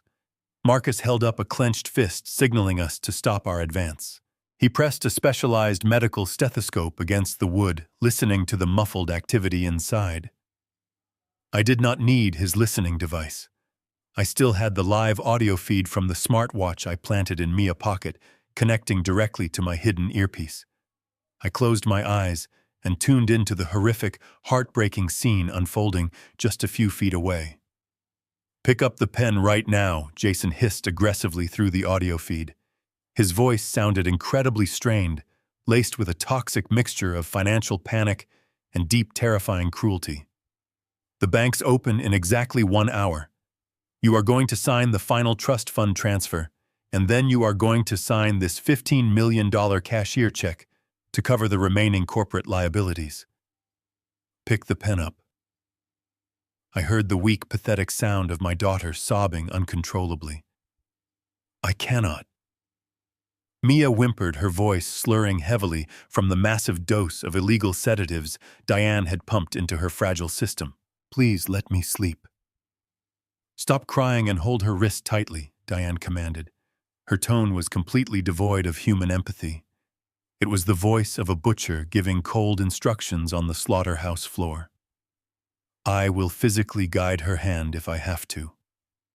Wrap your fingers around the pen, Mia, or I swear I will double your chemical dosage and leave you strapped in this chair for another 2 miserable years. Do you want to rot down here forever? Sign the damn check right now. Hearing my wife and my son torture my helpless daughter shattered the final restraint I had left in my soul. I opened my eyes. I did not wait to give Marcus the signal to breach. I simply stepped past the armed federal operatives, raised my right leg, and kicked the heavy mahogany door with every ounce of physical strength I possessed. The heavy brass lock violently splintered. The solid wooden door flew inward with a deafening explosive crash, slamming against the plaster wall so hard that framed medical degrees shattered onto the hardwood floor. The sudden noise ripped through the quiet office like a bomb detonating. I stepped boldly through the ruined threshold. The scene in front of me was perfectly frozen in absolute terror. The hidden bookshelf wall was pulled wide open. Mia was slumped heavily in her wheelchair. Jason was standing directly over her, violently gripping her thin wrist. Diane stood beside them, holding a medical syringe. They stared at me in pure horror. Jason dropped her wrist, stumbling backward into the window. "My heart is perfectly fine," I said, "and your brutal reign over this family is officially over." The syringe slipped from Diane's trembling fingers. It hit the polished hardwood floor with a sharp plastic clatter, rolling away into the shadows. Jason backed up so hard against the floor-to-ceiling window that the thick glass actually bowed outward. His mouth opened and closed repeatedly, like a suffocating fish, but no sound came out. The arrogant, untouchable chief executive officer, who had threatened to declare me medically incompetent, was completely gone. In his place stood a terrified little boy staring at a ghost. Diane was the first to partially recover her composure, though the pale color completely drained from her aristocratic face. "Richard," she stammered, her voice thin and wavering, completely stripped of its usual melodic control. "What are you doing here? You had a massive heart attack. You are supposed to be in the intensive care unit. The hospital called me. They said you were not receiving visitors. That was a highly coordinated medical fabrication, Diane," I replied, stepping further into the room. I walked slowly, moving with the deliberate, heavy grace of a judge approaching the bench. I did not need a cane. My posture was perfectly straight. "I did not take your poisoned pill yesterday morning. I hid it in my cheek, spat it out, and orchestrated my own extraction from the prison you called our home. You thought you were feeding me a slow, undetectable death, but all you did was give me the precise evidence I needed to hang you." Jason finally found his voice, though it was a high, reedy squeak. "Dad, you do not understand. We are helping her. Mia is very sick. The cartel was coming for her. We were just trying to secure the trust fund so they could not touch the family assets. Do not ever speak her name again." I roared, my voice vibrating with a fury so profound it seemed to shake the framed certificates still hanging on the walls. "I heard the audio recording, Jason. I planted a listening device in Mia's pocket when I was here on Tuesday. I heard you both plotting to steal her 40% stake. I heard Diane promise you that I would not survive the week. There is no cartel. There is no syndicate. There is only a greedy, treacherous son and a murderous stepmother." Bradley Reed stepped into the room, moving past me with the cold, clinical efficiency of an undertaker. He placed his heavy leather briefcase on Diane's glass desk, unfastened the brass latches with 2 loud clicks, and pulled out a thick stack of legal documents printed on heavy legal paper. I reached out, took the documents from Bradley, and threw them violently at Jason's feet. The heavy papers scattered across the floor, sliding over the Persian rug in a messy white fan. "Pick them up, Jason," I commanded. "Read the future you built for yourself." Jason dropped to his knees, his hands shaking so violently he could barely grasp the pages. His eyes darted rapidly across the bold legal print. I watched the remaining blood drain from his face as he processed the dense corporate terminology. As of 6 o'clock this morning, you are completely severed from the holding company. I explained, my tone absolutely merciless. Every single executive account tied to your name has been permanently frozen. Your corporate credit cards are currently declining. Your digital access to the penthouse suite is wiped. You have no legal proxy, no voting rights, and absolutely no financial leverage anywhere. You are standing in the clothes you are wearing, and that is all you have left in this world. Jason let out a pathetic, strangled sob, dropping the papers. "Dad, please," he begged, looking up at me with tears streaming down his face. "You cannot do this. I am your son. I built the new downtown development. I am the face of this company." "You were the face of my company," I corrected him coldly. "Now you are just an unemployed criminal facing decades in federal prison." Diane suddenly lunged forward, her survival instincts violently kicking into high gear. She stepped protectively in front of her glass desk, her eyes flashing with a desperate, cornered fury. "You cannot barge into my private medical facility and threaten us." "Richard," she spat, her voice rising to a hysterical pitch. "This is my clinic. I am the medical director here. I have rights. I want you and your hired thugs out of my building right now, or I am calling the police to report an armed invasion." I looked at the local county sheriff, who was standing quietly in the doorway, his arms folded across his chest. He just shook his head slowly, looking at Diane with profound disgust. "You do not own this building, Diane," I said, taking a slow, menacing step toward her. She instinctively recoiled, her back hitting the edge of her desk. "You registered your little shell corporation to lease this property, but you never actually checked who owned the dirt beneath the foundation. I kept the primary land deed in my personal portfolio 30 years ago. I am your landlord. And as your landlord, having discovered illegal narcotics distribution, kidnapping, and attempted murder taking place on my property, I am executing an immediate, irrevocable emergency eviction." Diane's eyes widened in absolute shock. She looked wildly around the room, frantically searching for an escape route that simply did not exist. Furthermore, I continued raising my hand to signal Marcus, who was standing in the hallway monitoring the entire operation. "This facility is no longer operational." Marcus brought his secure radio to his lips. "Cut the grid entirely," he ordered calmly. Instantly, the bright fluorescent lights illuminating the office flickered and died. The steady hum of the central air conditioning ground to a sudden halt. The digital displays on the monitors in the hidden room blinked off. The sudden loss of power plunged the room into a heavy, suffocating darkness for only a fraction of a second before the dim amber glow of the emergency backup lights flickered to life. The pale illumination cast long, distorted shadows across the mahogany walls, turning Diane and Jason into grotesque silhouettes of their former selves. The heavy silence in the office was broken only by the ragged, desperate sound of Jason panting. He pushed himself away from the thick glass window, taking a stumbling step toward me. His face was twisted into a pathetic mask of defiant arrogance, a desperate attempt to cling to the power that was rapidly dissolving in his hands. "You cannot do this to me, Dad," he shouted, his voice cracking violently under the immense pressure. "You are completely out of your mind. I am the chief executive officer of the family holding company. I have a legally binding employment contract. The board of directors officially elected me. You cannot simply walk in here with a private security team and strip me of my title. I will take you to court. I will sue you for absolutely everything you have left." I stood perfectly still, letting his hollow threats wash over me like rain against a solid brick wall. I simply took a step to the side and allowed Bradley Reed to take the floor. Bradley adjusted his silver tie, his expression radiating pure, unfiltered contempt. He reached into his thick leather briefcase and slowly withdrew a single slim red folder. It stood out like a drop of fresh blood against the dark mahogany desk. "You are not going to sue anyone." Jason Bradley stated, his voice a smooth, lethal purr. "You are going to quietly drop to your knees and pray that your father does not hand this specific folder directly to the federal authorities." Jason froze, his eyes locked onto the red folder.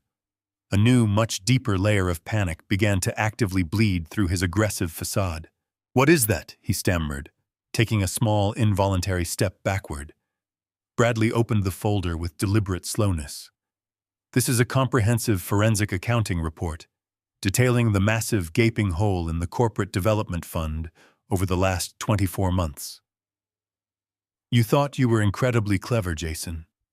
You routed the money through a dozen different shell corporations, disguising the massive withdrawals as independent contractor fees for the new downtown project. But you left digital fingerprints everywhere. You embezzled $12 million of company money." Jason shook his head rapidly, his hands trembling. "No, that is a lie," he whispered frantically. "That money was a legitimate investment. I was covering overhead costs. You are making this up to ruin me." Bradley let out a sharp, humorless laugh. "You did not invest a single dime of that money, Jason. You blew it. You have a severe, crippling addiction to high-stakes underground gambling. We tracked the wire transfers to an illicit betting syndicate operating out of an offshore server. You lost millions on illegal sports betting and underground poker tables. You borrowed heavily on margin to chase your massive losses, and when the debt collectors came knocking, you panicked and started stealing directly from your own family to keep them from breaking your legs." I watched my son closely. His entire body sagged as the truth was brutally dragged out into the harsh light. The polished, successful businessman completely vanished, replaced by a desperate, sweating, gambling addict. He looked at me, tears streaming down his face. "Dad, I am so sorry." He sobbed, his voice breaking into pieces. "They were going to kill me. The loan sharks, the syndicate. They threatened my life.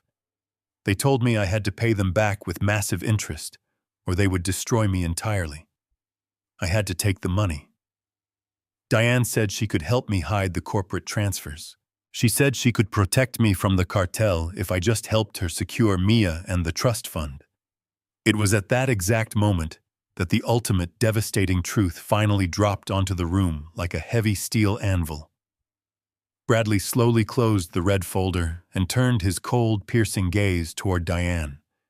Diane was standing perfectly still behind her desk, her face entirely devoid of emotion, her eyes dark and completely unreadable.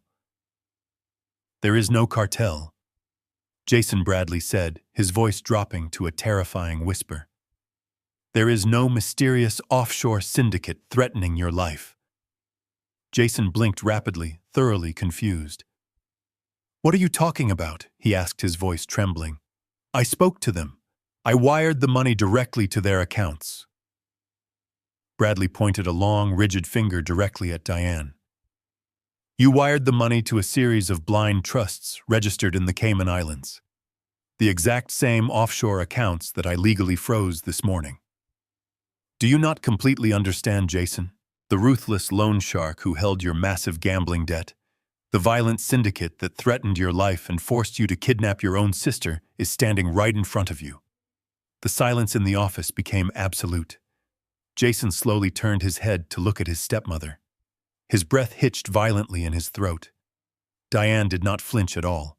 She simply stared back at him with the cold, calculating eyes of a venomous reptile. "You," Jason whispered, his voice barely audible. "You were the one taking my bets. You were the one charging me the massive interest rates." Diane slowly straightened her blazer, a cruel, mocking smile tugging at the corner of her lips. "You were a pathetic, weak-minded fool, Jason," she said softly. "I just let you keep playing until you willingly handed me the keys to your father and his empire." Jason let out a hollow, agonizing wail of pure, unadulterated psychological agony. His knees violently buckled, and he collapsed onto the hardwood floor, crying. He traded his soul for nothing. The game was finally over for him. As he knelt on the cold hardwood floor, the heavy silence in the room began to dangerously shift. The crushing weight of Jason's absolute despair slowly mutated into something entirely different. I watched the terrifying transformation happen in real time. The tears streaming down his pale, sweating face suddenly stopped. His breath, which had been coming in rapid, panicked gasps, slowed and deepened into heavy, ragged pulls of air. He looked down at his trembling hands, the exact same hands he had just used to violently force his heavily sedated sister to sign away her life, and he slowly balled them into tight, white-knuckled fists. He raised his head, his eyes locking directly onto Diane. The look in his eyes was no longer the look of a defeated, terrified boy seeking comfort. It was the absolute unhinged look of a rabid animal that had just realized it was backed into a corner by its own treacherous master. Diane had not just manipulated him into committing a terrible crime. She had systematically destroyed his entire existence from the shadows. She had secretly acted as the ruthless offshore loan shark, purposely feeding his underground gambling addiction, driving him into millions of dollars of insurmountable debt, and then offering him a fake poisonous lifeline that required him to betray his own blood. She had engineered his complete moral and financial bankruptcy just to secure the final massive prize for herself. A low, guttural growl began to build deep in Jason's throat.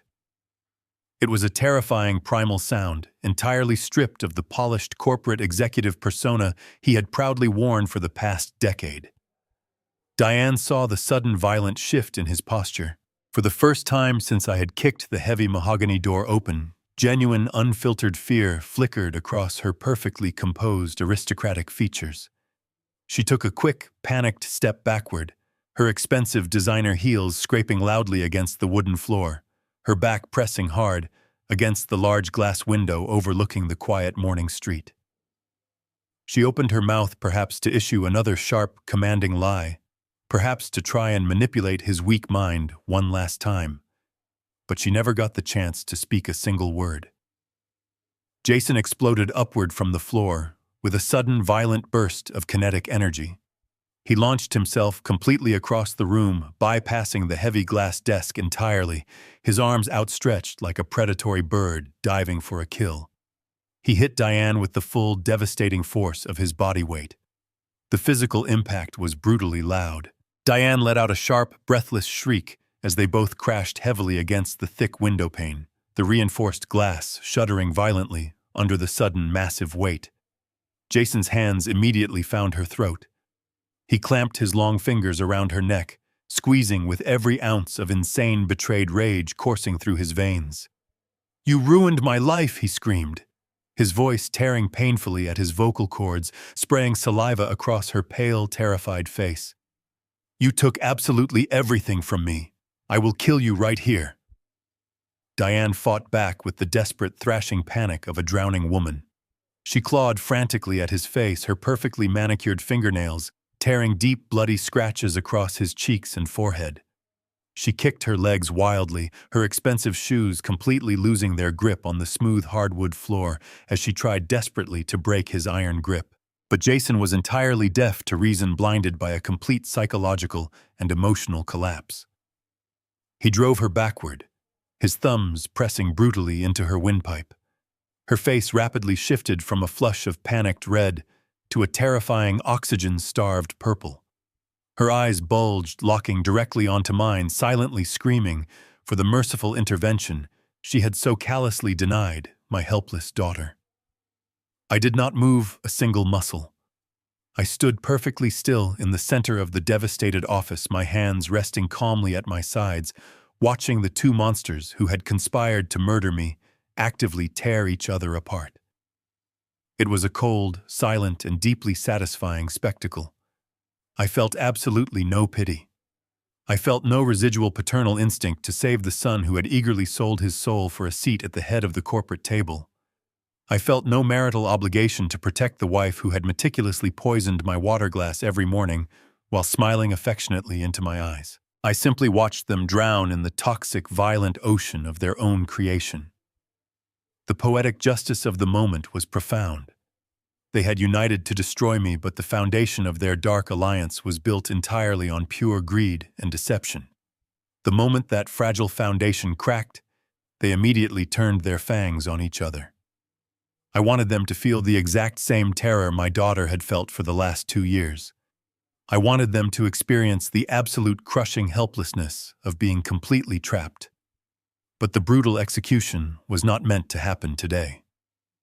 Marcus, the former tactical commander, moved with a sudden blinding speed. He closed the distance across the office in 3 massive strides. He grabbed Jason by the back of his tailored suit jacket and his thick leather belt, physically lifting my grown son completely off his feet. With a grunt of raw physical exertion, Marcus violently hurled Jason backward. Jason flew through the air, crashing heavily onto the glass coffee table in the center of the room. The thick pane of decorative glass shattered instantly into 1,000 jagged pieces under his crushing weight. Before Jason could even attempt to recover his breath or scramble out of the broken glass, the local county sheriff was directly on top of him. The sheriff planted a heavy black boot firmly between Jason's shoulder blades, pinning him flat against the ruined floor. "Stop resisting right now!" the sheriff roared, his voice booming with absolute legal authority. "Put your hands behind your back!" Jason continued to thrash wildly, screaming incoherent curses at Diane, completely lost in his own violent psychosis. The sheriff did not hesitate. He grabbed Jason's left arm violently, twisting it upward at a painful, unnatural angle, forcing a sharp cry of physical pain from my son. The heavy steel handcuffs ratcheted tightly around his wrists, with a series of loud, definitive metallic clicks. The golden boy, the untouchable corporate heir, was successfully reduced to a bleeding, handcuffed criminal, weeping in a pile of shattered glass. Diane had slumped heavily against the window, violently gasping for air, holding her bruised throat with both hands. She was coughing terribly, tears streaming down her ruined makeup. 2 of Marcus's tactical operatives stepped forward, their faces completely devoid of any sympathy. They grabbed her by the arms, roughly pulling her away from the window and forcing her to stand upright. Diane tried to pull her arms away, her arrogant entitlement attempting to resurface even in the face of total defeat. "Get your hands off me," she rasped, her voice a broken, painful wheeze. "I am a doctor. You cannot treat me like this." One of the operatives simply spun her around aggressively, forcing her arms behind her back. "You have the right to remain completely silent," the operative stated coldly, slapping a second pair of heavy steel handcuffs onto her wrists. "I strongly suggest you start using it immediately." I stood in the center of the devastated office, breathing in the cold, stagnant air. The room was a complete disaster zone. Shattered glass covered the Persian rug. The heavy mahogany door hung uselessly from its broken hinges. The illusion of Diane's pristine, untouchable medical sanctuary was entirely destroyed forever. I looked down at Jason, who was now sobbing weakly against the floor, his face pressed into the dust, completely broken. I looked over at Diane, who was glaring at me with a hatred so pure and toxic it could have melted solid steel. They were both securely shackled, completely stripped of their power, their wealth, and their freedom. They had tried to bury me alive. They had tried to steal my legacy and lock my innocent daughter away in the dark. But they had tragically underestimated the absolute resolve of a father who had nothing left to lose. I felt a profound, chilling sense of peace wash over my tired soul. The war was officially over, and the enemy was entirely vanquished. Now it was time to turn my attention to the only thing that truly mattered. I watched without a single ounce of mercy as the tactical operatives hauled Diane and Jason out of the ruined office. Jason was completely limp, dragging his feet across the floor like a broken marionette whose strings had finally been cut. He did not look back at me.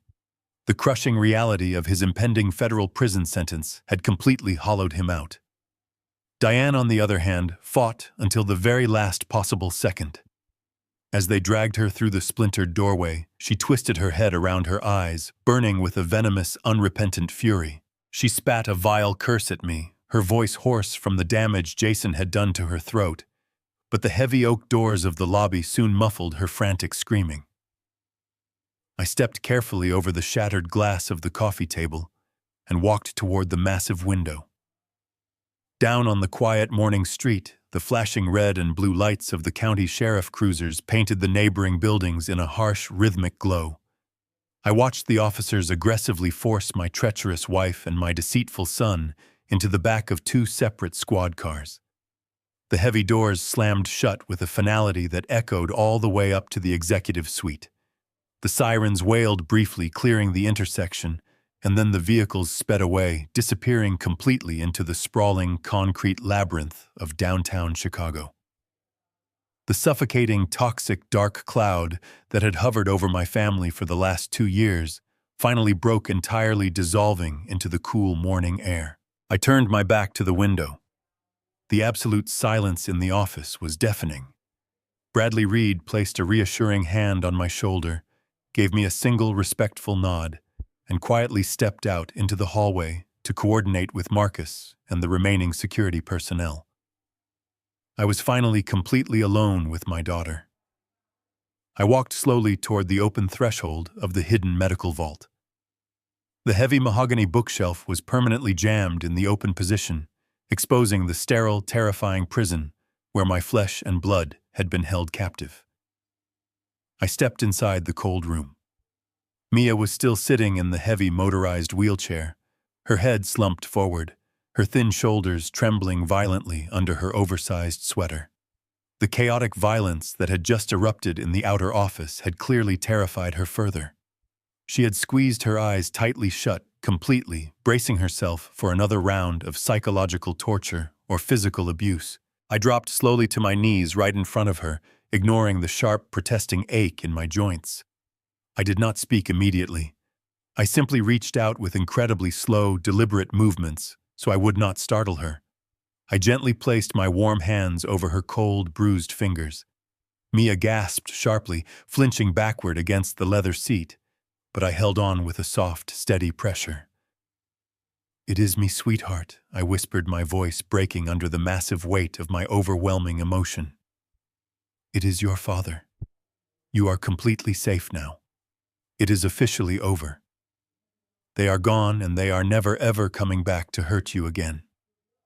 Mia slowly opened her hollow, dark eyes. The heavy dosage of illegal sedatives still clouded her vision, making it difficult for her to focus. But as she looked down into my face, the absolute terror began to slowly melt away.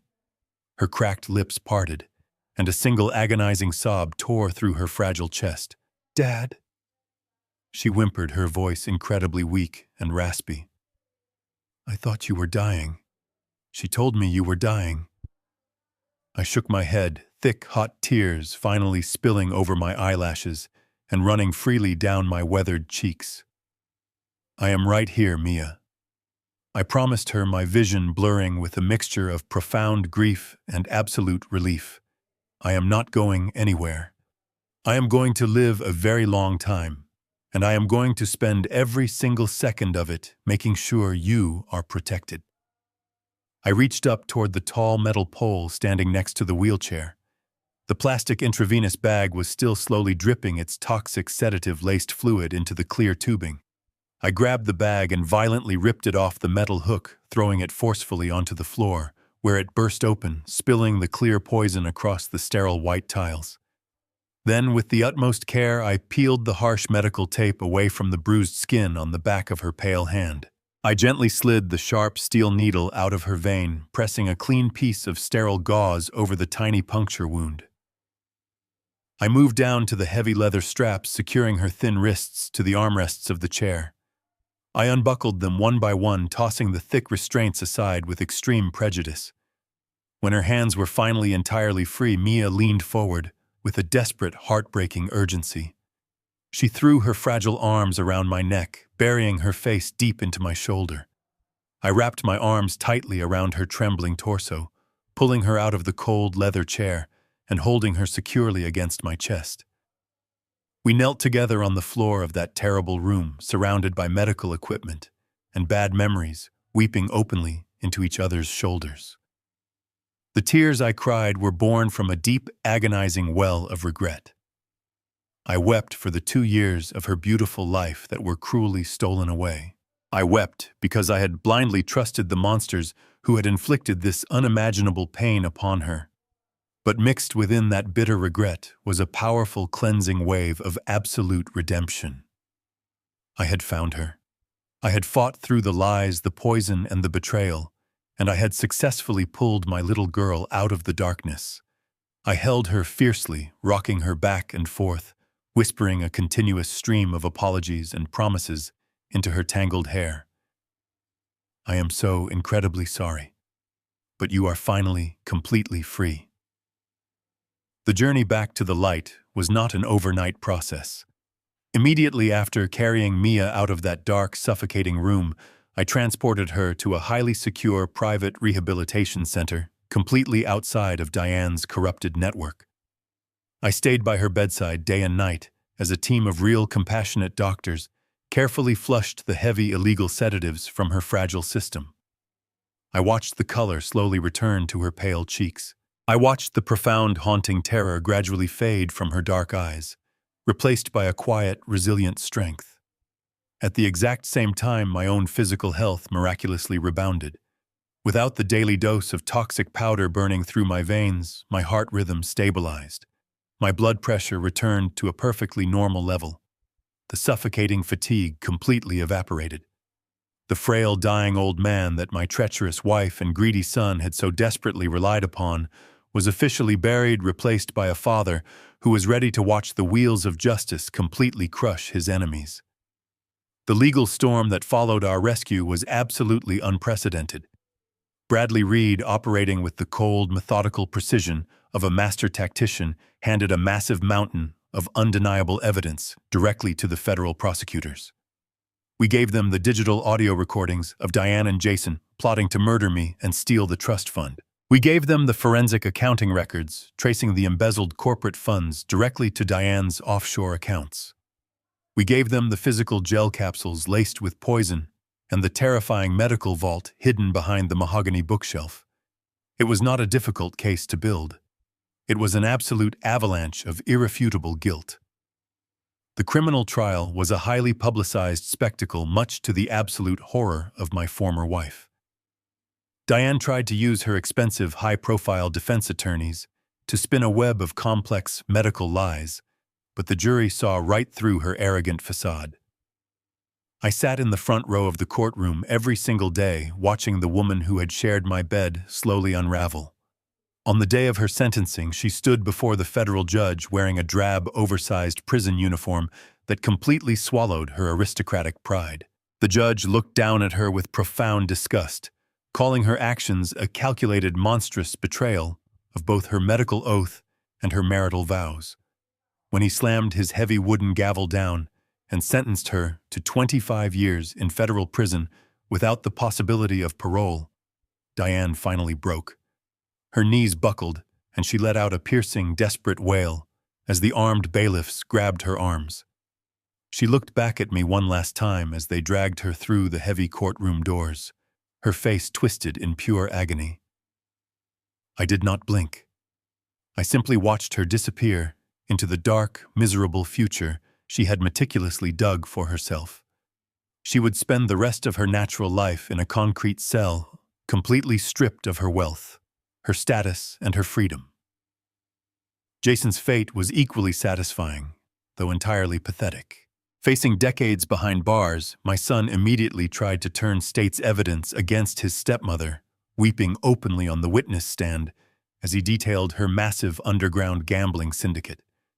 He desperately begged the judge for leniency, claiming he was heavily manipulated and terrified for his life. But the justice system and his father offered absolutely no mercy.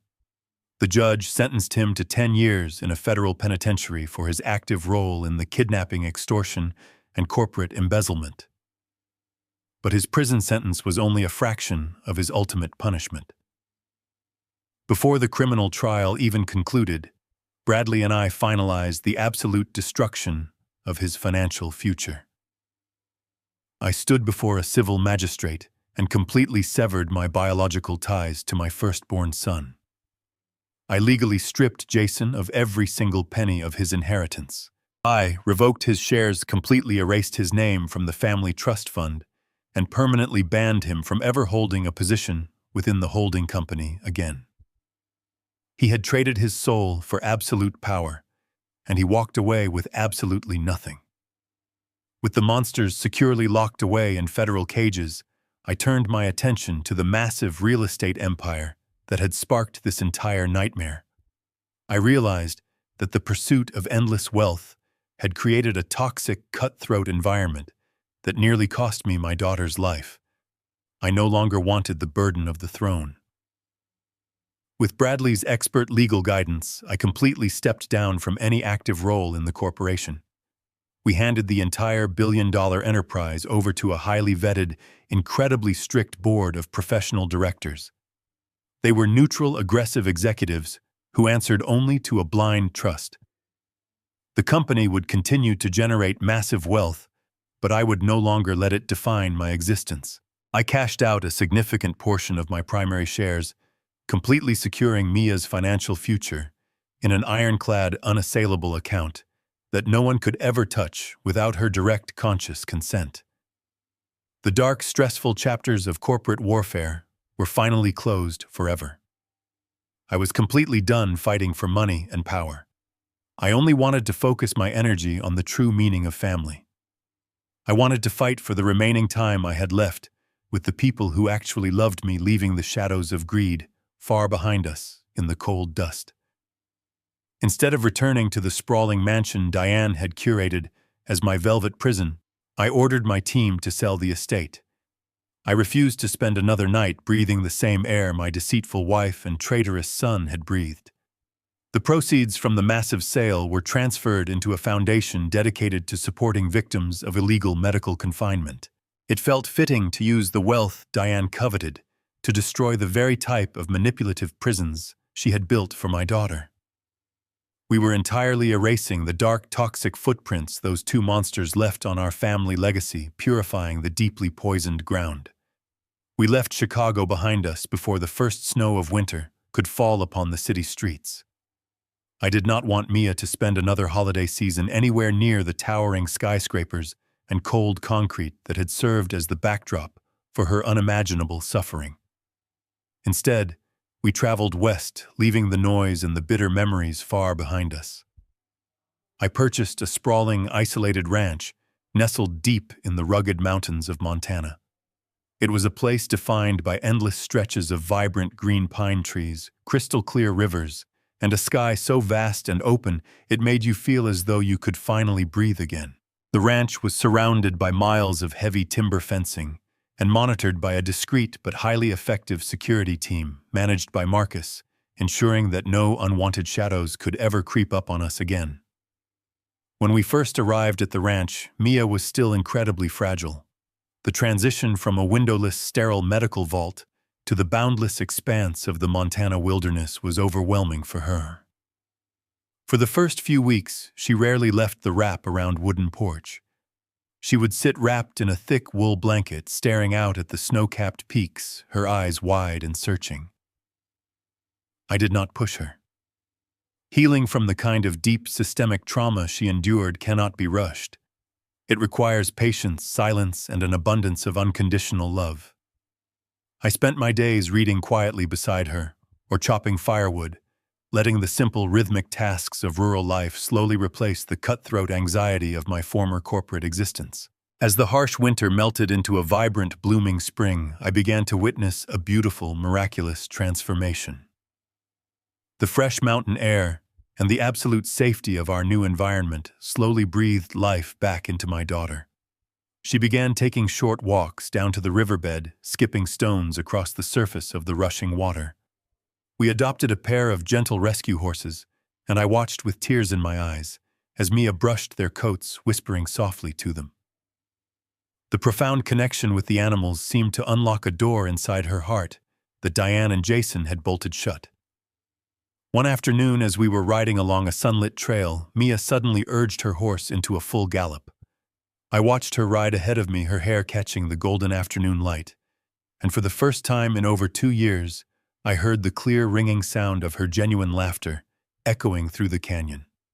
It was the most beautiful sound I had ever heard in my entire life. Sitting on the porch in the quiet evenings, watching the sun sink below the jagged mountain horizon, I often reflect on the massive, sweeping destruction that brought us here. I spent 40 arduous years of my life building a financial empire. I sacrificed my time, my health, and my peace of mind to accumulate wealth, mistakenly believing that money was the ultimate shield capable of protecting my family from the cruelties of the world. I was completely wrong. Money was not a shield. It was a bright, blinding beacon that attracted the most dangerous predators on earth. It invited a monster into my bed and transformed my own flesh and blood into a ruthless, calculating traitor. The pursuit of endless wealth is a terrible, consuming disease. It rots the human soul from the inside out, blinding people to the inherent value of human life and replacing compassion with a cold, insatiable hunger for more. Jason and Diane had access to every luxury the modern world could possibly offer. They wore tailored clothes, drove expensive cars, and lived in sprawling mansions, but they were entirely impoverished in spirit. They were so consumed by their desperate greed that they willingly threw away the only thing that actually matters in this brief, fragile existence. They threw away family. I learned the hardest, most painful lesson a father can ever learn. Family is not simply determined by shared DNA or a legal marriage certificate. Blood is not a guarantee of loyalty, and a ring is not a guarantee of love. True family is forged in the fires of mutual respect, unwavering protection, and unconditional sacrifice. Bradley Reed, a corporate lawyer I hired decades ago, proved to be more of a brother to me than anyone else. And Marcus, a security contractor I paid to do a job, showed more integrity and honor in a single morning than my own son showed in a decade. We cannot choose the people who are brought into our lives by birth or by circumstance, but we possess the absolute power to choose who we keep beside us. I chose to cut away the rotting branches of my family tree so that the trunk could survive. It was a brutal amputation, but it was necessary. Today, my heart no longer aches for the son I lost to the allure of greed. I mourn the boy he used to be, but I feel no sorrow for the criminal he chose to become. My heart is full, focused entirely on the beautiful, resilient young woman sitting beside me on the porch, sipping hot tea and watching the stars appear in the clear night sky. Mia is currently studying landscape architecture online, designing massive open gardens that thrive in the natural sunlight. She refuses to draw anything with 4 solid walls. She is reclaiming her future step by brave step. And I am simply a grateful old man, blessed with a second chance to be the father she truly deserves. We survived the absolute worst of human nature, and we emerged into the light with our dignity and our souls entirely intact. Did you like my story? Let's meet in the comments. If you like the story, you can support me by sending a super thanks so I can keep bringing more stories like this. See you in the next life story. With love and respect.